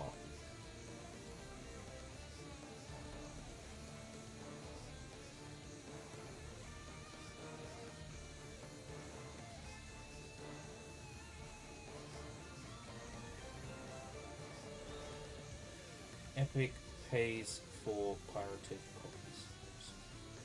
Specific.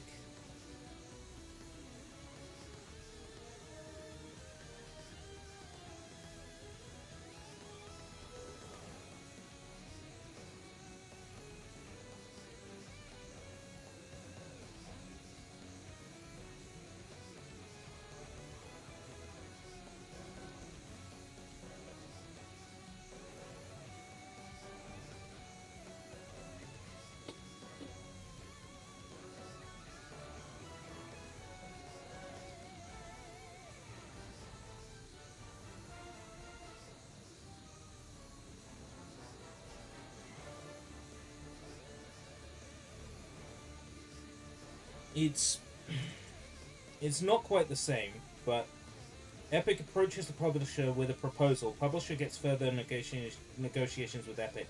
Epic then offers a minimum sales guarantee equivalent to the game's initial expected sales on Steam, and makes up the difference if it fails to meet those minimum sales. So, in the first 6 to 12 months of an Epic Store exclusive, if you decide to pirate a game instead of purchase it, Epic still pays the publisher for that lost copy, because you decided you weren't going to buy it because it's, not on Steam. So it's not quite the same, but it is sort of the same.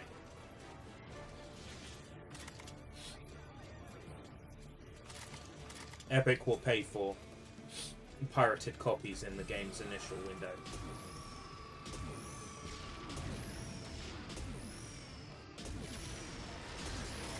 Yeah, I probably could have worded it better.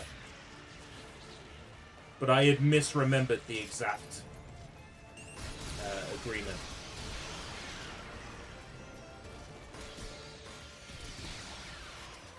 There's no way this level is just 2 UFOs. Yeah, 2 more. The sky above the valley. Hide in the valley and wait for it there. When it passes the sky above, that's your chance. Destroy the transport ship with an attack from the ground. Destroy the transport ship? Okay, how do I destroy this?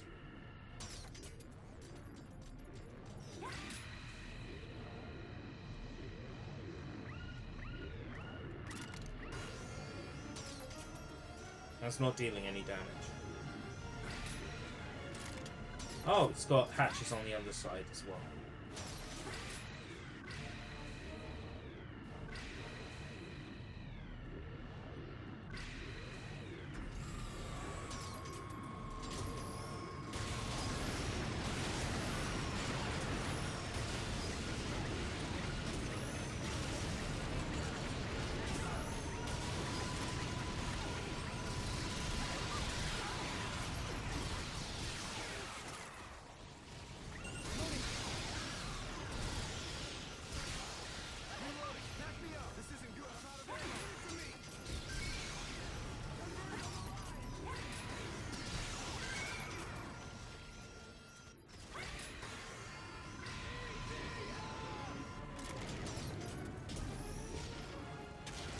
One more hit. You couldn't have just, let me have that last time. Shit. I'm stuck.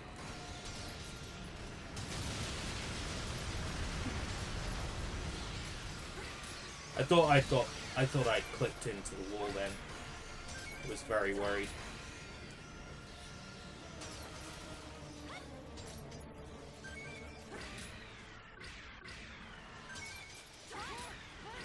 Hearing just all this screaming as NPCs die is quite funny.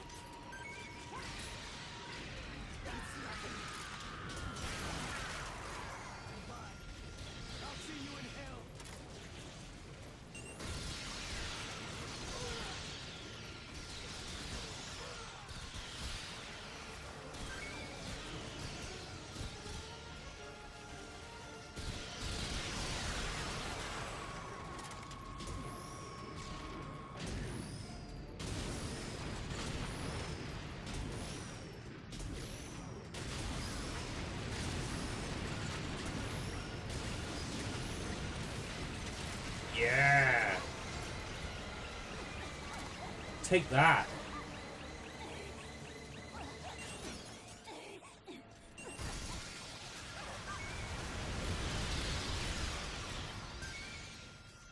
I definitely got my money's worth out of it, like the $3 or whatever it is this costs.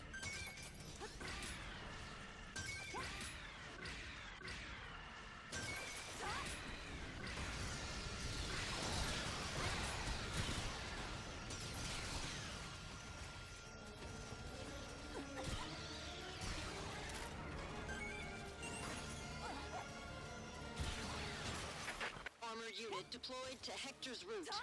Fire operation is about to commence. There should be more than 30 Vegalta M2s. That it? It will be a gruesome fight. Talking about some operation about to commence. Air raid will commence. No, we're good.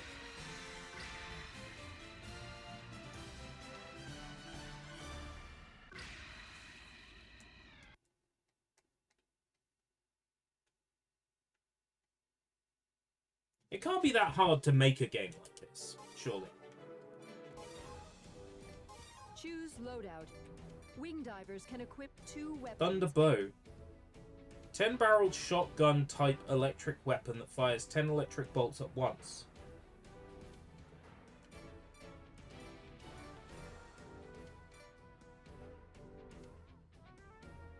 It boasts significant firepower because it leaps from target to target.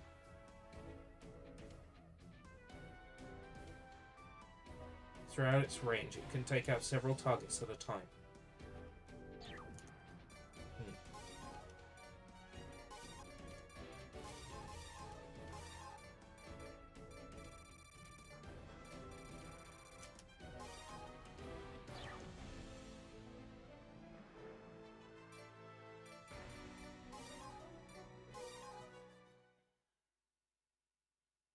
I don't see myself coming back to it, but this is pretty neat.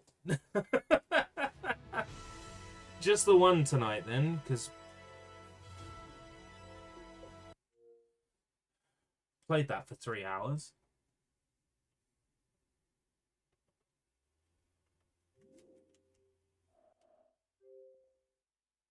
It's looking pretty solid, though. Like, Xbox sale, let's see. Blackgate, Burnout Crash, Dark.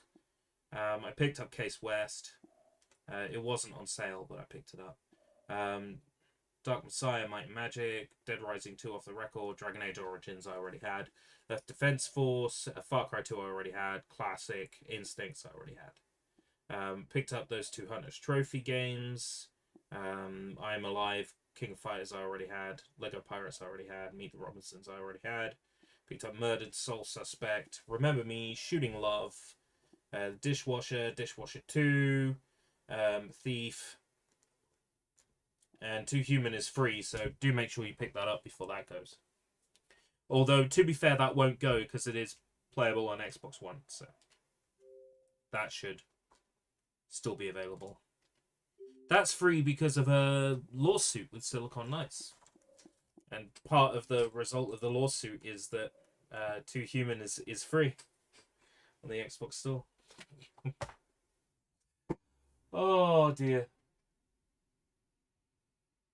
I think what did them in was they used an unlicensed version of the Unreal Engine when they were developing. Big whoopsie. I think they thought they had the license and they didn't. Not every game finished. Some games were in an endless install loop, so I had to cancel them. The main thing, actually, what I need to do is transfer Yeah, storage. Transfer the Dead or Alive Ultimate content that has installed to memory unit to the USB storage drive. Because it automatically downloaded to the memory unit. It's only like 2 gig of storage on this thing.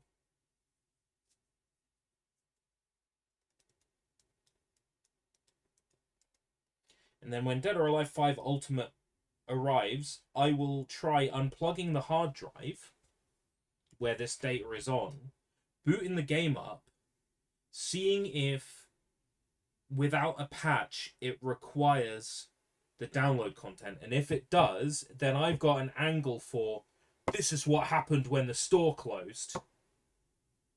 Yes, so on Steam, the single player and multiplayer of Dark Messiah are separate. On Xbox 360, it's all on the one disc. Not quite sure why it's separate, but hey, it saved me the 1 point whatever gig for the multiplayer, because I'm not going to be playing that.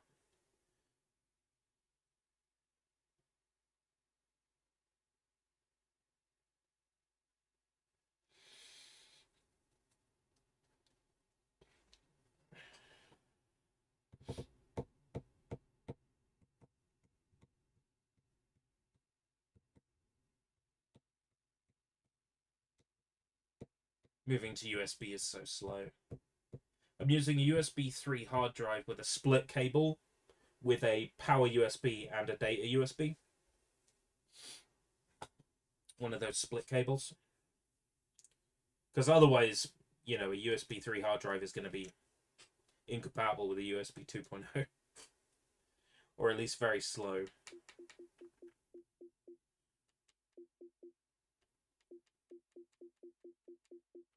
Yeah, it's 2.0, so I need the split cable. It's fine. Oh, dishwasher installed to memory unit instead of the USB device. Let's move that. Vampire Smile downloaded to the memory unit. Because it would default to memory unit for a few things, and I'm like, no. I have to go in and manually change it, and I just can't be bothered. I'm doing it now that it's downloaded.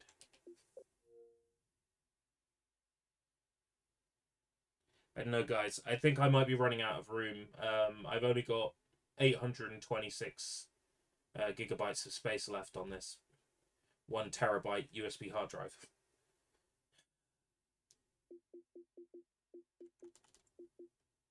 Is that the Skyrim? Oh, Skyrim saves. I've got like 10 billion.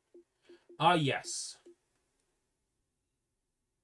This was when I started a brand new save and used a bunch of exploits to level up super fast. Yeah, so that's where a lot of my space is going now. Indie games. Those can go to the USB storage device.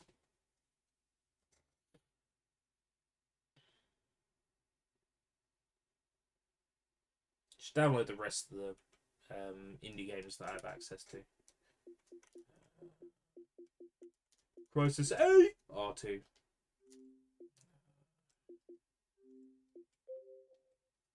$106 gig used. So yeah, it is my understanding that you need to have downloaded like 2 gigs worth of stuff before you can even play Dead or Alive 5. But I'm not 100% that's true. These are downloads that are incomplete because they couldn't authenticate. And they just so happen to be games that are compatible with the Xbox One. Some of them don't authenticate once you download them. They just sit there, unavailable.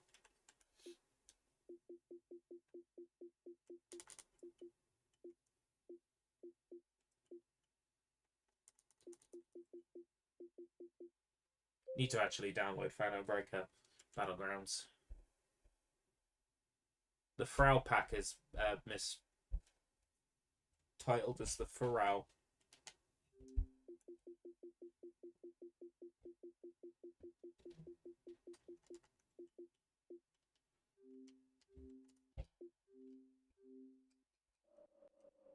suppose the next 360 degrees, whatever it is, will be Red Faction Gorilla. Well, I gotta go. I've got a job interview in the morning. I gotta, you know,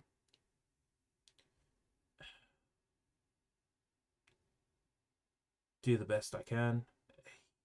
I think there's an expectation from me that I'm gonna be an ideal fit for this management role that they want to interview me for, and I'm not confident I am a good fit for that management role, but we'll see how it goes. I applied for a 12-hour-a-week consultant role, and manager of the store said, look, with your almost 10 years of experience in retail, you're clearly better off for this assistant manager role. You know, I've explained to them I don't have cash handling experience. I've never really managed a team before, but you know, we'll see what happens. Personally, I want the 12-hour role and then dig my feet in there and build up. But we'll see what happens, really. All I can do is turn up and give them my best and see what happens. Yeah, but that's probably going to keep me up most of the night thinking about that. Right. And then I don't know if there'll be a live stream tomorrow night. I think maybe in the late afternoon I would like to get some work done on the Bleach tier list. Now I've got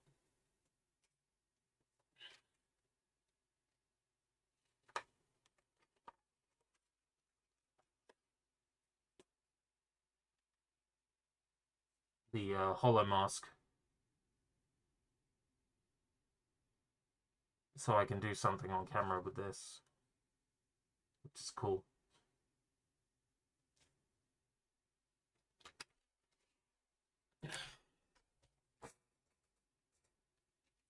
Don't know what, I'll come up with some sort of skit that involves me wearing that. Like maybe I'm getting tired and then I activate my holification powers or something. I'll come up with something. Anyway, thank you very much everybody for coming. I appreciate it as always. I am going to go to bed and try to sleep. Wow. Ended up playing that for a bit longer than I expected. Almost 4 hours. But the text at the top it's low-key unimportant. Until next time. If we live that long.